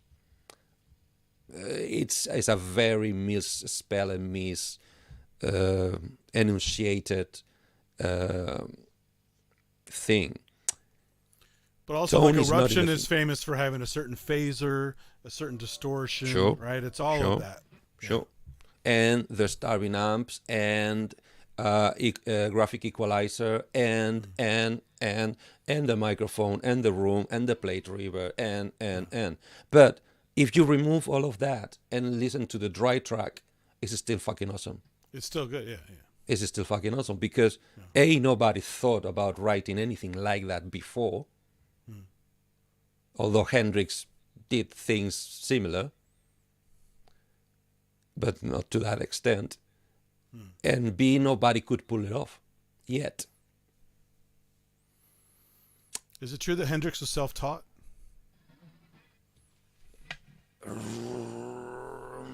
Problem is now I have his stories conflicting and a little confusing. I don't think he was self-taught. Because he also had the guitar strung backward, right? Wasn't the wrong kind of guitar? Ooh, no. Okay. First of all, something else. Hendrix was a lefty. Yeah. In a world where the only lefty guitar you could buy was an acoustic guitar. Okay? Because although Fender did lefties, were custom made and they were 3 times the price. So he could not afford a lefty guitar.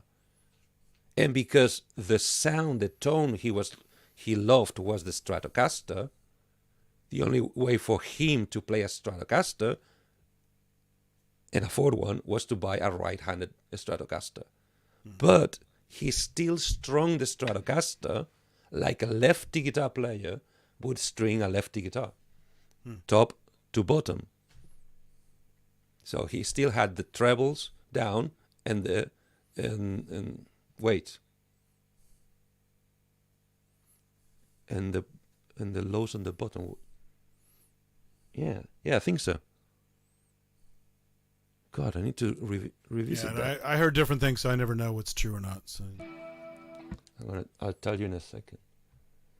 But there's a guy now called, I think it's Eric Gales. That guy is doing everything in reverse. He's a lefty, playing a right-handed guitar with right-handed strings. He's using the bottoms, the lows on the bottom and the highs on the top. Yeah. So he's just spinning around a right-handed guitar. Yeah. He has, and I think Hendrix didn't do that. Let me just check up a picture.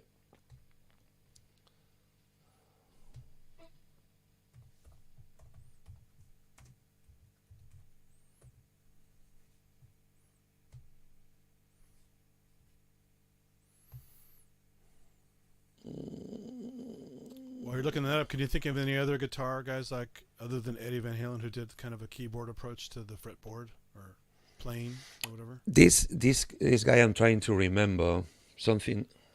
I can remember if it is something Johnson, because Stanley Clarke is a bass player. Let me see if I can see this picture. Most of the real big guitar guys are just guitar only, right? They're not really known for keyboards or something. You got Tony McAlpine. That guy is a multi-instrumentalist. A lot of people for what I'm learning from the gospel side of America, they're all multi-instrumentalists. Yeah. Like I know the guy from Radiohead, he can play drums, he can play guitar, he can sing. Exactly. Playing basics or getting your way around the basics is not that hard. Can I? Yes. Come on. One more. And now move. Jeez, I'm trying to do. I need a wheel. Oh no, it's here. And I think more of a fan of the Steve Vai approach or the Eddie Van Halen approach? Is the same one. But there's some variations, right? Didn't he do something a little bit different? No? Okay, let me get to the subject because I'm a Vai fan. That's why I asked. Yes. So what I'm seeing in this picture, Hendrix had a right guitar with left strings. He still had the lows on the top and the highs on the bottom. Okay. But he had the controls and the whammy bar in the other side, in the wrong side. So that's one. So Vai and Van Halen. Vai is the evolution, the application of classic harmony and jazz composition to Eddie Van Halen's technique. Eddie's, although he in private was a classic lover, for work with Van Halen, I'm not aware he brought much classic technique, music, or writing to the band. He stuck to a rock diet mostly, when Vai was free to do whatever the heck he wanted because he was nobody.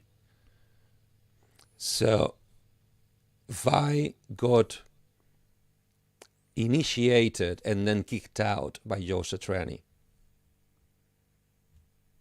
And by kicked out, I mean in Satriani's own words, I cannot teach you anymore, but I'm gonna help you to get into Berkeley.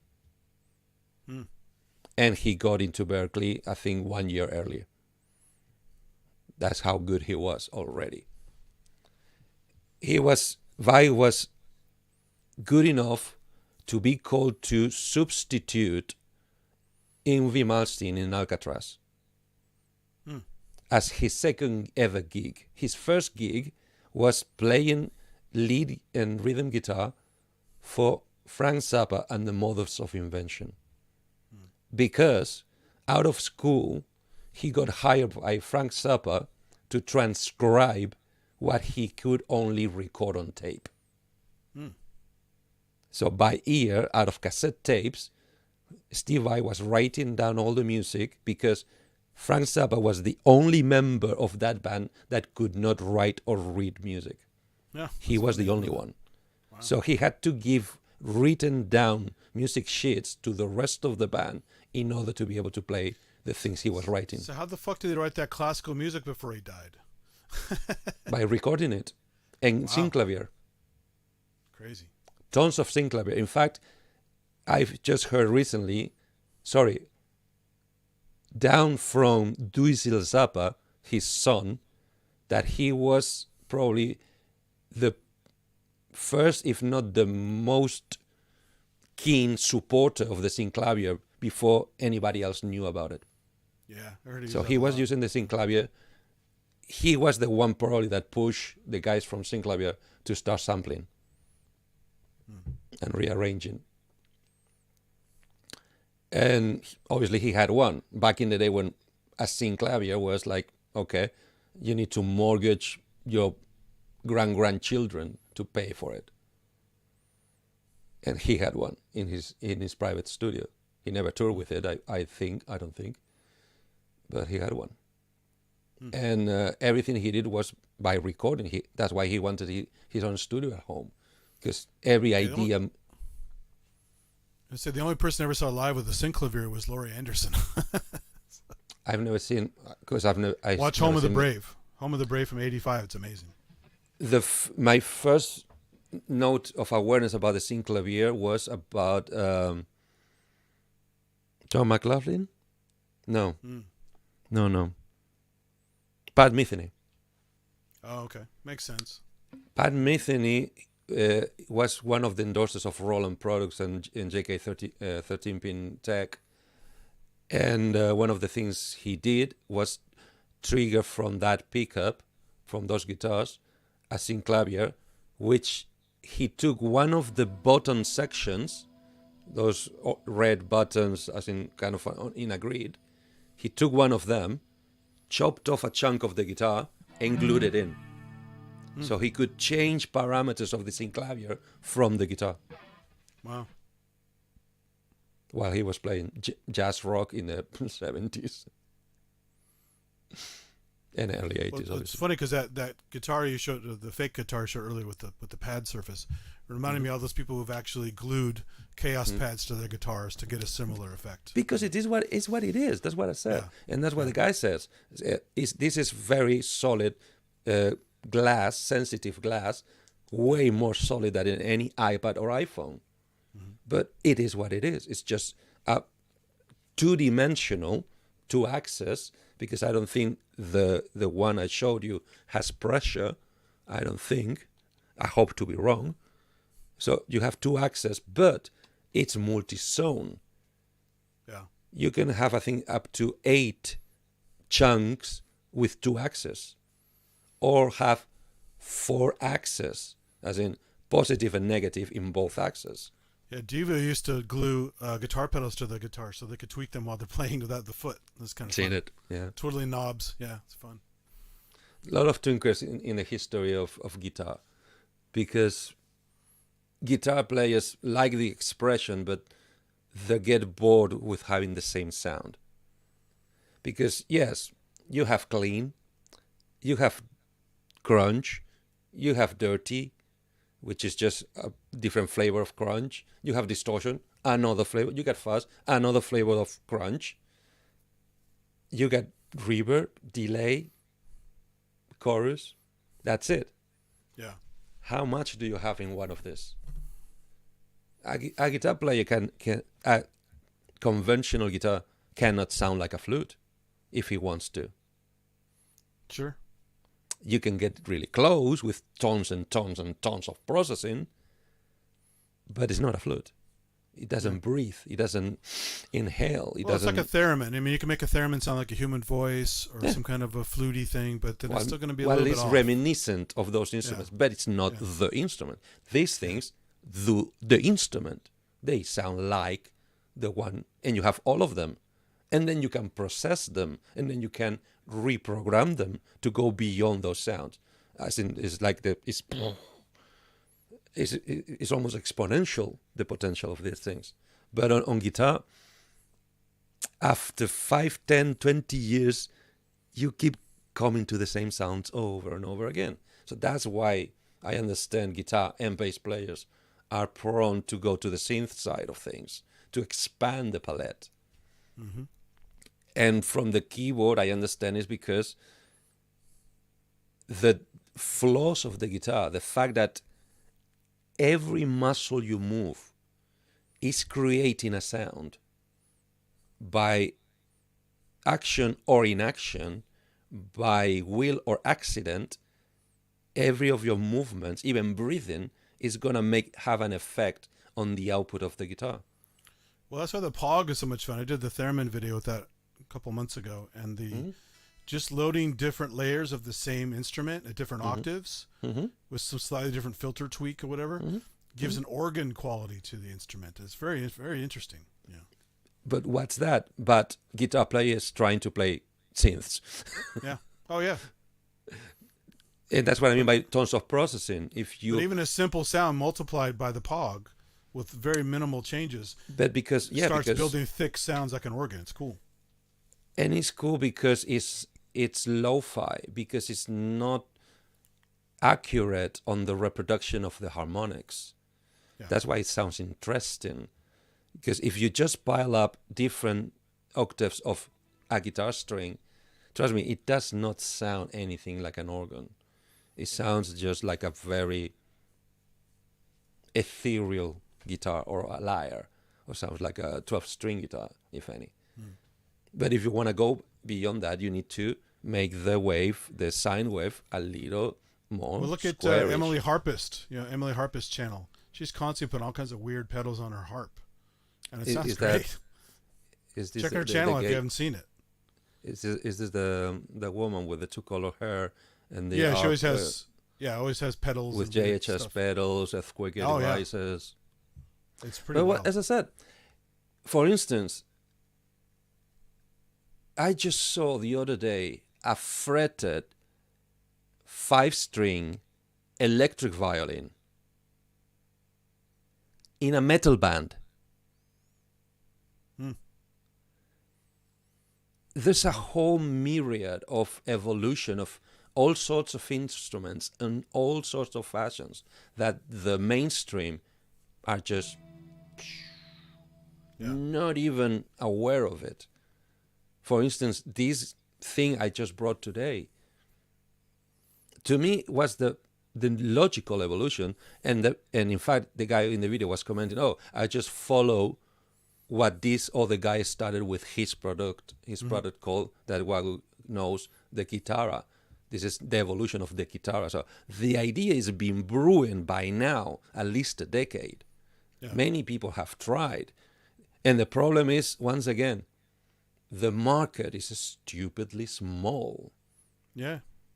It doesn't justify mass production, which would make it cheaper. So more people would try it, would have it accessible in a shop. And that's the other sad thing. Those things will never be in a shop, because by the time they have it eye on all the kinks, there will be no shops around anymore. Well, it's like all the weird MIDI controllers that I like. The audience is so goddamn small. Yeah. Because they're so bizarre and weird, and you have to learn them, and it's not people don't have the patience to learn new weird things. They become new instruments. Totally new instruments. But then they become specialized, and they become rare because they stop making them, and like, I only got like 100 in the wild, so you know. If you're lucky. Yeah. And be hopeful that the manufacturing process was, we want to make the best possible item, and now we want to buy the biggest profit item, like Roland. It's like, we had this conversation, you and I, at one point. It's like, that's the big difference between 50s, 60s, 70s, even 80s computers and 2020s computers. Everything up to the 90s were made to last, to survive a nuclear holocaust. Anything built now is designed to survive 5 years. Yeah. Because otherwise the companies go bankrupt. Yeah. So that there's no. But you need these little people to do these little projects, because like companies like Yamaha doesn't take chances anymore. Nope. Companies like Alesis is pretty much done because they're part of you that think? big conglomerate now. They don't do the cool, fun little things anymore. Like they used to make the air synth and all those weird things. Nobody's making shit like that anymore. You know? Yes, it's true that the So actual you need these economy. little guys who do these little side projects and Kickstarters and other weird stuff. No, definitely the breaking ground. It's not gonna come from the corporations anymore. We not know anymore. that. Used to, but yeah, No. not anymore. Because they used to, because they had the funding and the market was uncharted. Yeah. They were opening marketing and just finding ways to create profit. Problem is, by now, at least they think they know all the ways to make profit already, so they don't deviate. Yeah. And again, as most people have already said before, Yamaha, most of their stuff comes from band instruments and like physical, classical, real instruments, just not pianos. Electronics. Yeah, and pianos. One Yamaha piano gives them probably 100 times more profit than the whole synthesizer section in a year. And when you go to NAMM and you see all these Chinese companies making huge amounts of band instruments, and they had to lug all that stuff there, you know they're making gobs of money from that. Probably. Hopefully. You would hope, because they had to lug all that shit there and had to manufacture all of it. Mm-hmm. You can't imagine they did their research. Otherwise, it's what a waste, right? So, and you go to the synth area of NAMM, and it's always this tiny little corner of NAMM, and it's just always been that way. Wait, and this is a question I need to make you. When you say the synthesizer section, are you talking these things? Because I'm talking everything. I mean, now they have a lot more modular on display, but even that is small.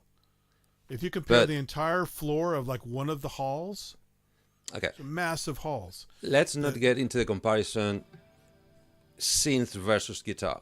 That is not even that. I'm talking about orchestral. I'm talking about drums. I'm talking about. That's going to be so. No, my point is, to me, synthesizers is these things, these things,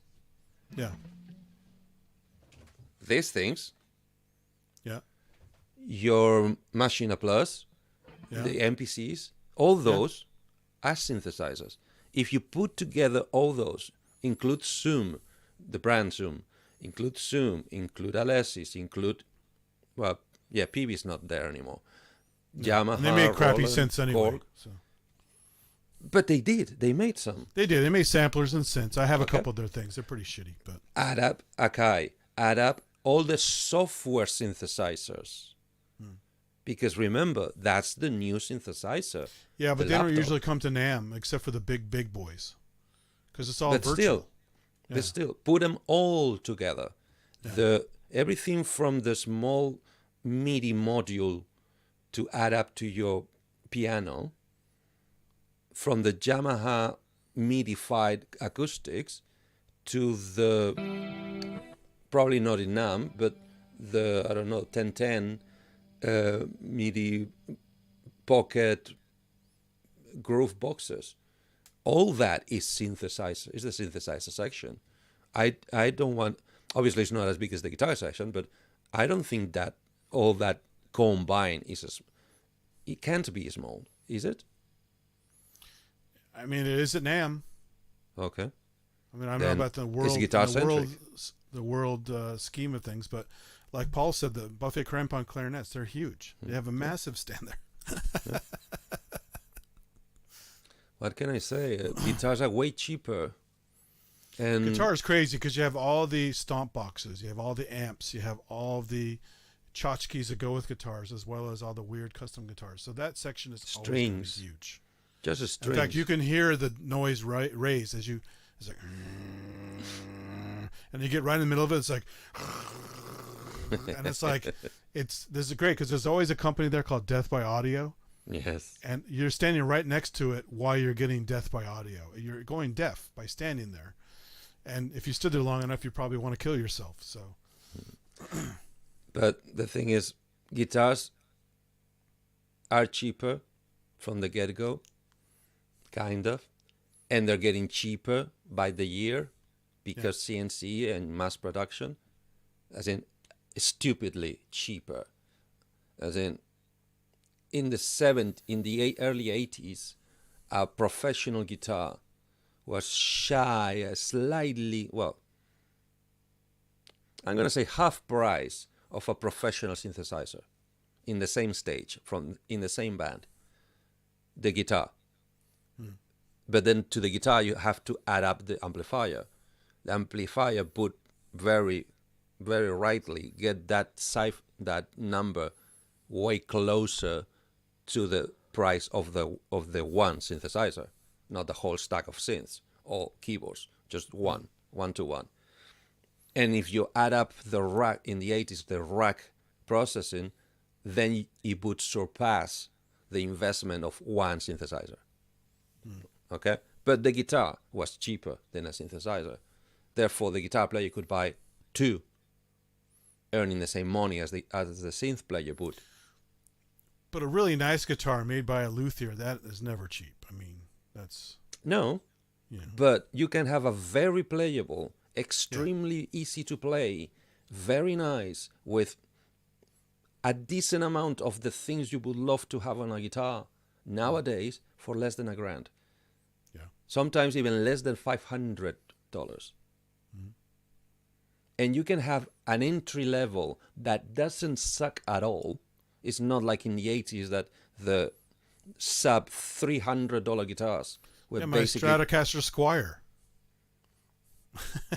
Not in the 80s. You could get those under 300 in the 90s. When Fender 90s, went CNC. Early 90s. Yeah, that's what I got. In the 80s, I'm not even sure Squire was around in the 80s. But the cheapest Fender American Standard was already close to $1,000 in the 80s, in 80s money.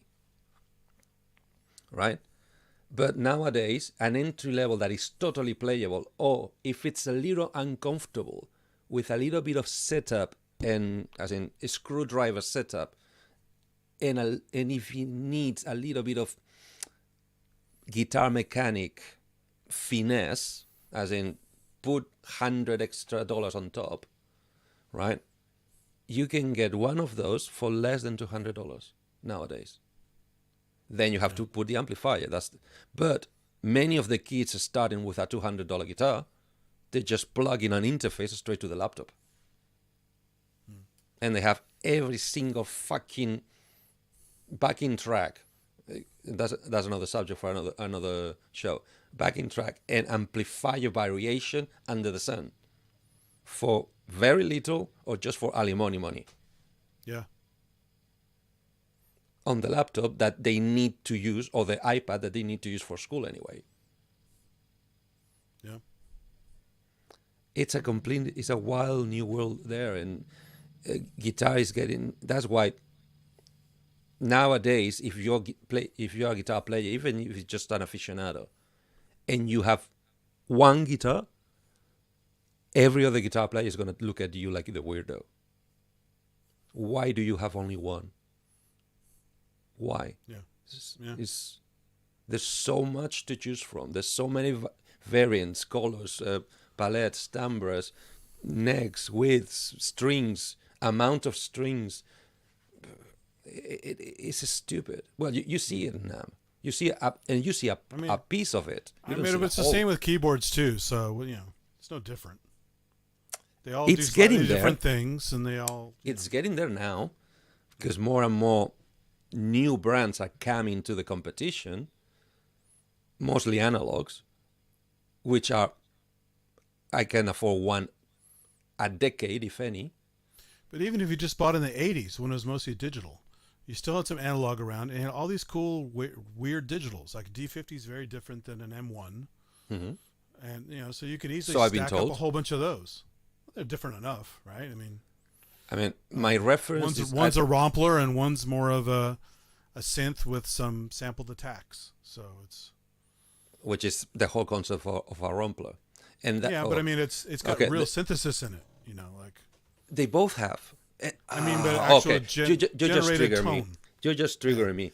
Dude, you're telling that to the guy in front of a wall of JBs. Exactly. So, no, the role Romplers is just the size and compression of the sample they use, the difference, and the amount of parameters on the synth engine after the sample. Yeah. Right. But JBs, and this is a test I need is still to execute for myself, because I don't really trust what I've heard.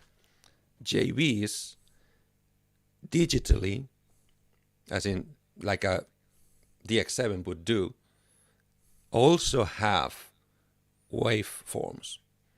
They go down to the waveform.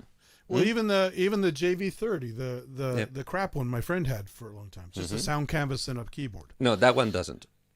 It has a couple presets on it that are simple enough that if you could do more with them, if the engine wasn't so simple, they won't let you. But there are elements there. They just need to allow you to combine them better. So you get simulations. In fact, to me, obviously not the first one, but probably the best selling. This was the first virtual analog. But I got to tell you, the sound canvas General MIDI sounds and sound effects that were on every General MIDI thing, I think were better than the Yamaha ones. They just sounded better. Which units are you comparing? Well, like I have a QY100, which is the XG, right? And I have several things that have GS in them. The Roland sound, General MIDI Advanced, whatever it is. And you play those same, like the bird chirp and the helicopter and the dog bark and the walk. The Roland ones sound better. I can see the flow in your logic. My comparison point. JBs, I'm just saying the samples they used were better. JBs, 30, 35 and 50, right? Sound canvas engines. Sample. As I said, my theory until proven wrong is that what links the sound canvas engines with the JB engines is that they use the same samples. Difference is the sound canvas use one, possibly two samples per sound. JBs use up to 4 samples per sound. More complexity is like a 4 operator FM versus a 6 operator FM. Finer, more expressive, more detailed. Good. These GSs, GSs, I have an MU100R in the studio. XG. Yeah. Okay. MU is the Rompler, was the line to compete with the SC, with Roland SC line. Yeah. Same format, same price tag, same target. Right. More polyphony.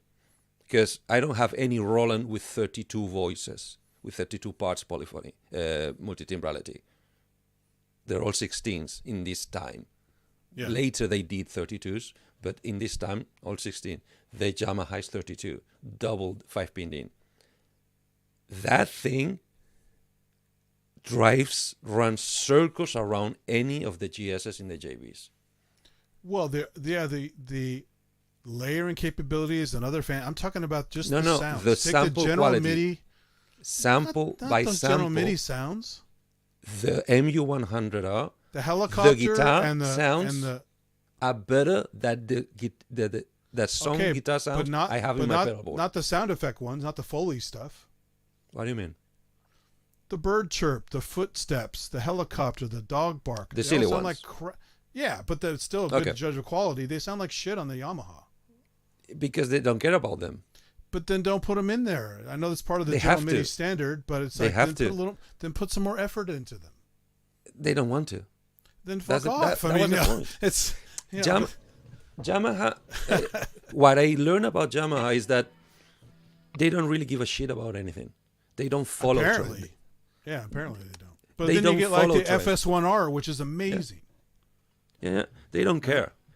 They do what they want to do, the way they want to do it, when they want to do it. Because they had the upper hand from the beginning. Because they decided to create the factory for the chips. They were ruling Japan. And they still are.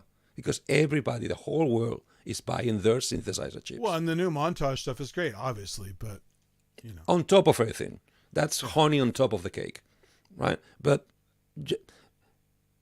if that wasn't enough, the whole computer multimedia industry was born because of Yamaha, because of Yamaha chips.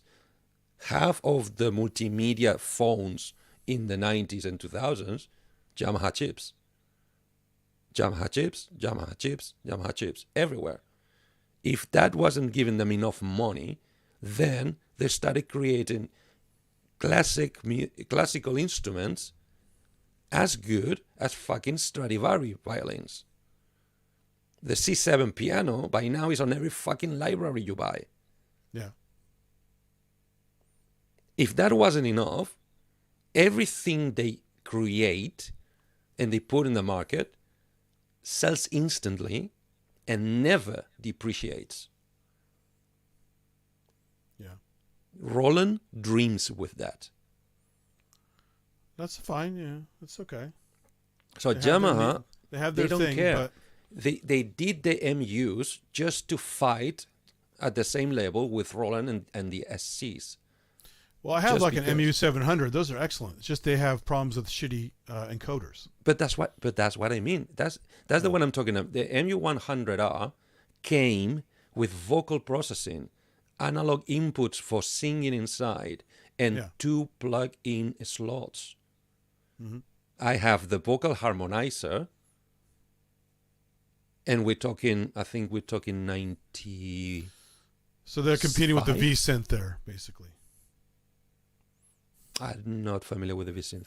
Well, they have a vocal processor, the vocal and thing on there. A VL monophonic card. Right. I have a how do you call it? The acoustic modeling. I have the VL70, the little module. Mm-hmm. I had the VL inside my EX5 before those fuckers stole it, but I still have a VL70, which is cool. This one came with a physical modeling card inbuilt. It was from the MU line, I think. Yeah. It's the same one. It's a PLG 150 whatever card. No, mine. These ones only can use PLG 100s. The 150s were for the later units. I see. Okay, right. And for the keyboards. Well, I bet those hundreds are hard to get now. Yeah, tell me about it. I have to buy them from Japan. You never see the 100s.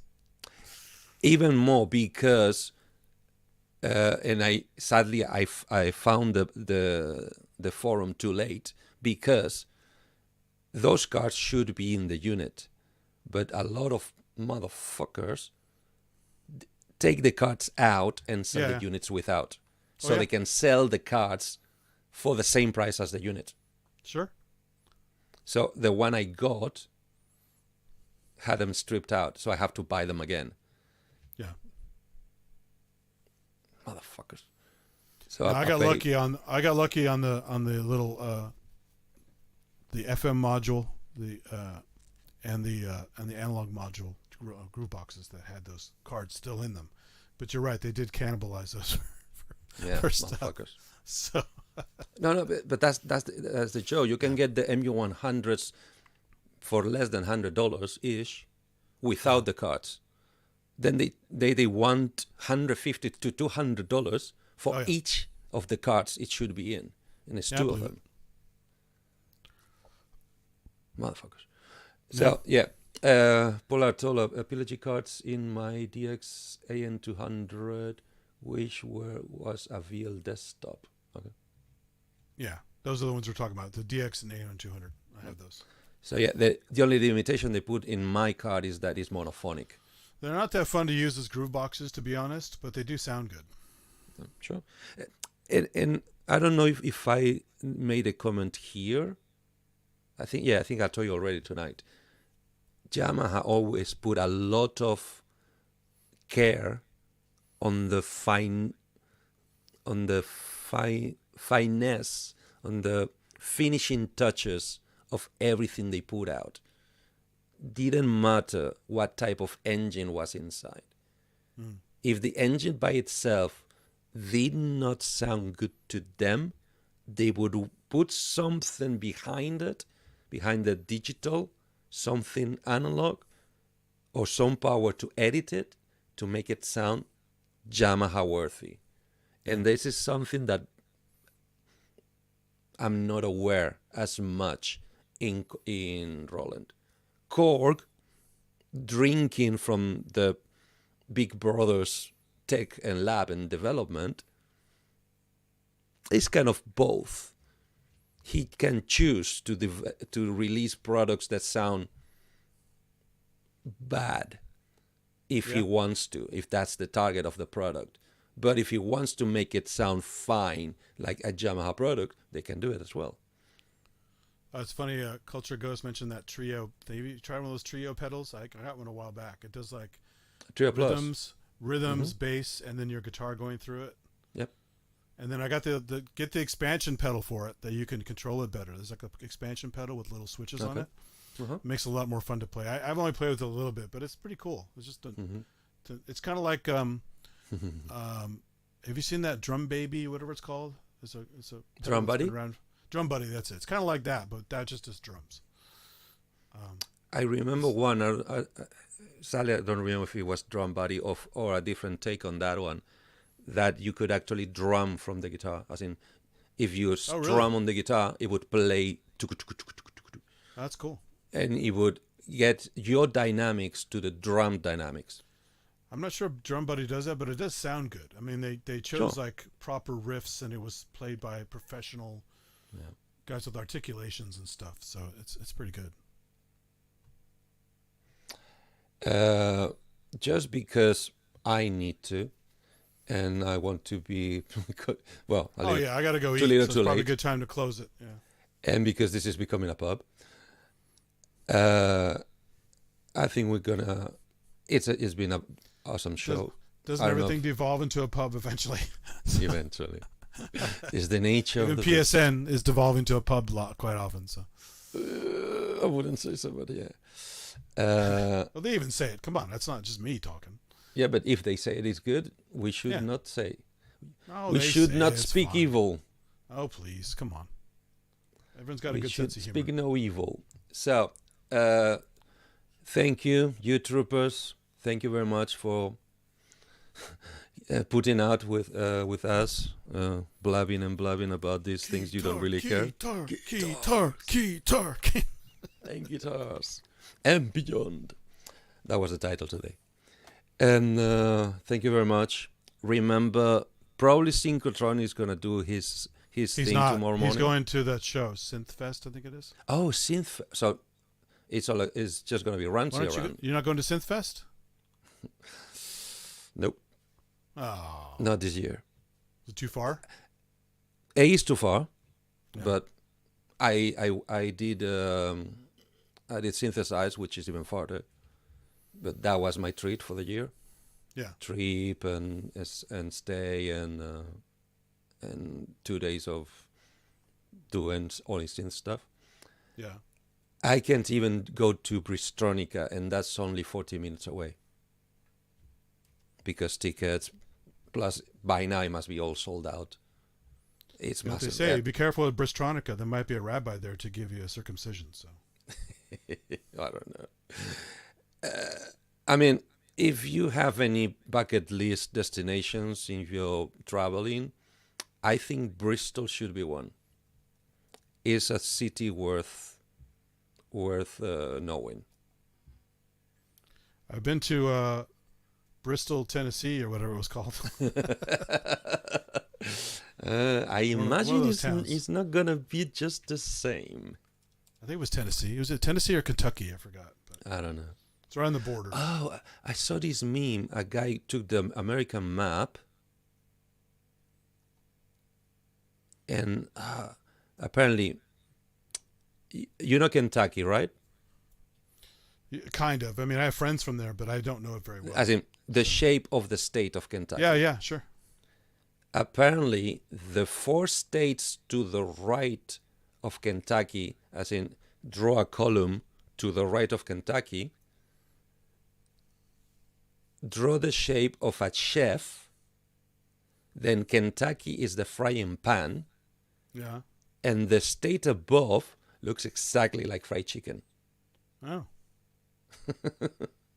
That's good. I don't know if I don't know if I can retrieve that. So when I was a kid, I had one of those wood cutout maps of the U.S. Where they all pop out and you have to fit them back in like a puzzle. Cool. And they all have little graphics on them and stuff. And so I used to find fun shapes in some of those, but I never noticed that with that one. So no, but as I said, it's basically taking 4 states that are to looking at the map to the left, touching it, but to the left of Kentucky, which I don't know which one. Sorry. And then Kentucky, because apparently the top of Kentucky is kind of flat-ish. Yeah. Then that's Wiggly's underneath, but the top is flat-ish. Looks like a pan being held by a chef. And the state on top, if you paint it yellow, looks like fried chicken. Like Kentucky Fried Chicken. Yeah, no, I got it. Yeah, it's just cool. So, long story short, so tomorrow is basically gonna be Ranzy's back. Ranzy, 2 p.m. UK time. Is that right? It's pretty much Ranzy and Pub from all I know. So that's about it. Cool. So not even because JX3D is due as well, isn't he? He's not doing anything. Okay. Because he filled in for Ranzy so much, he's not doing a thing. Okay. Yeah. Okay. And something will happen on Sunday, I guess. Maybe another pub. You never know. You never know. See you around. Keep in touch. You guys take care. And I'm going to leave you with some little beautiful music that this wonderful man, Synthetic. Speaking of flamenco earlier, here's your flamenco things. That's the cum laude culmination of the guitar synth show. Just a little nicer and more mellow guitar. You all take care.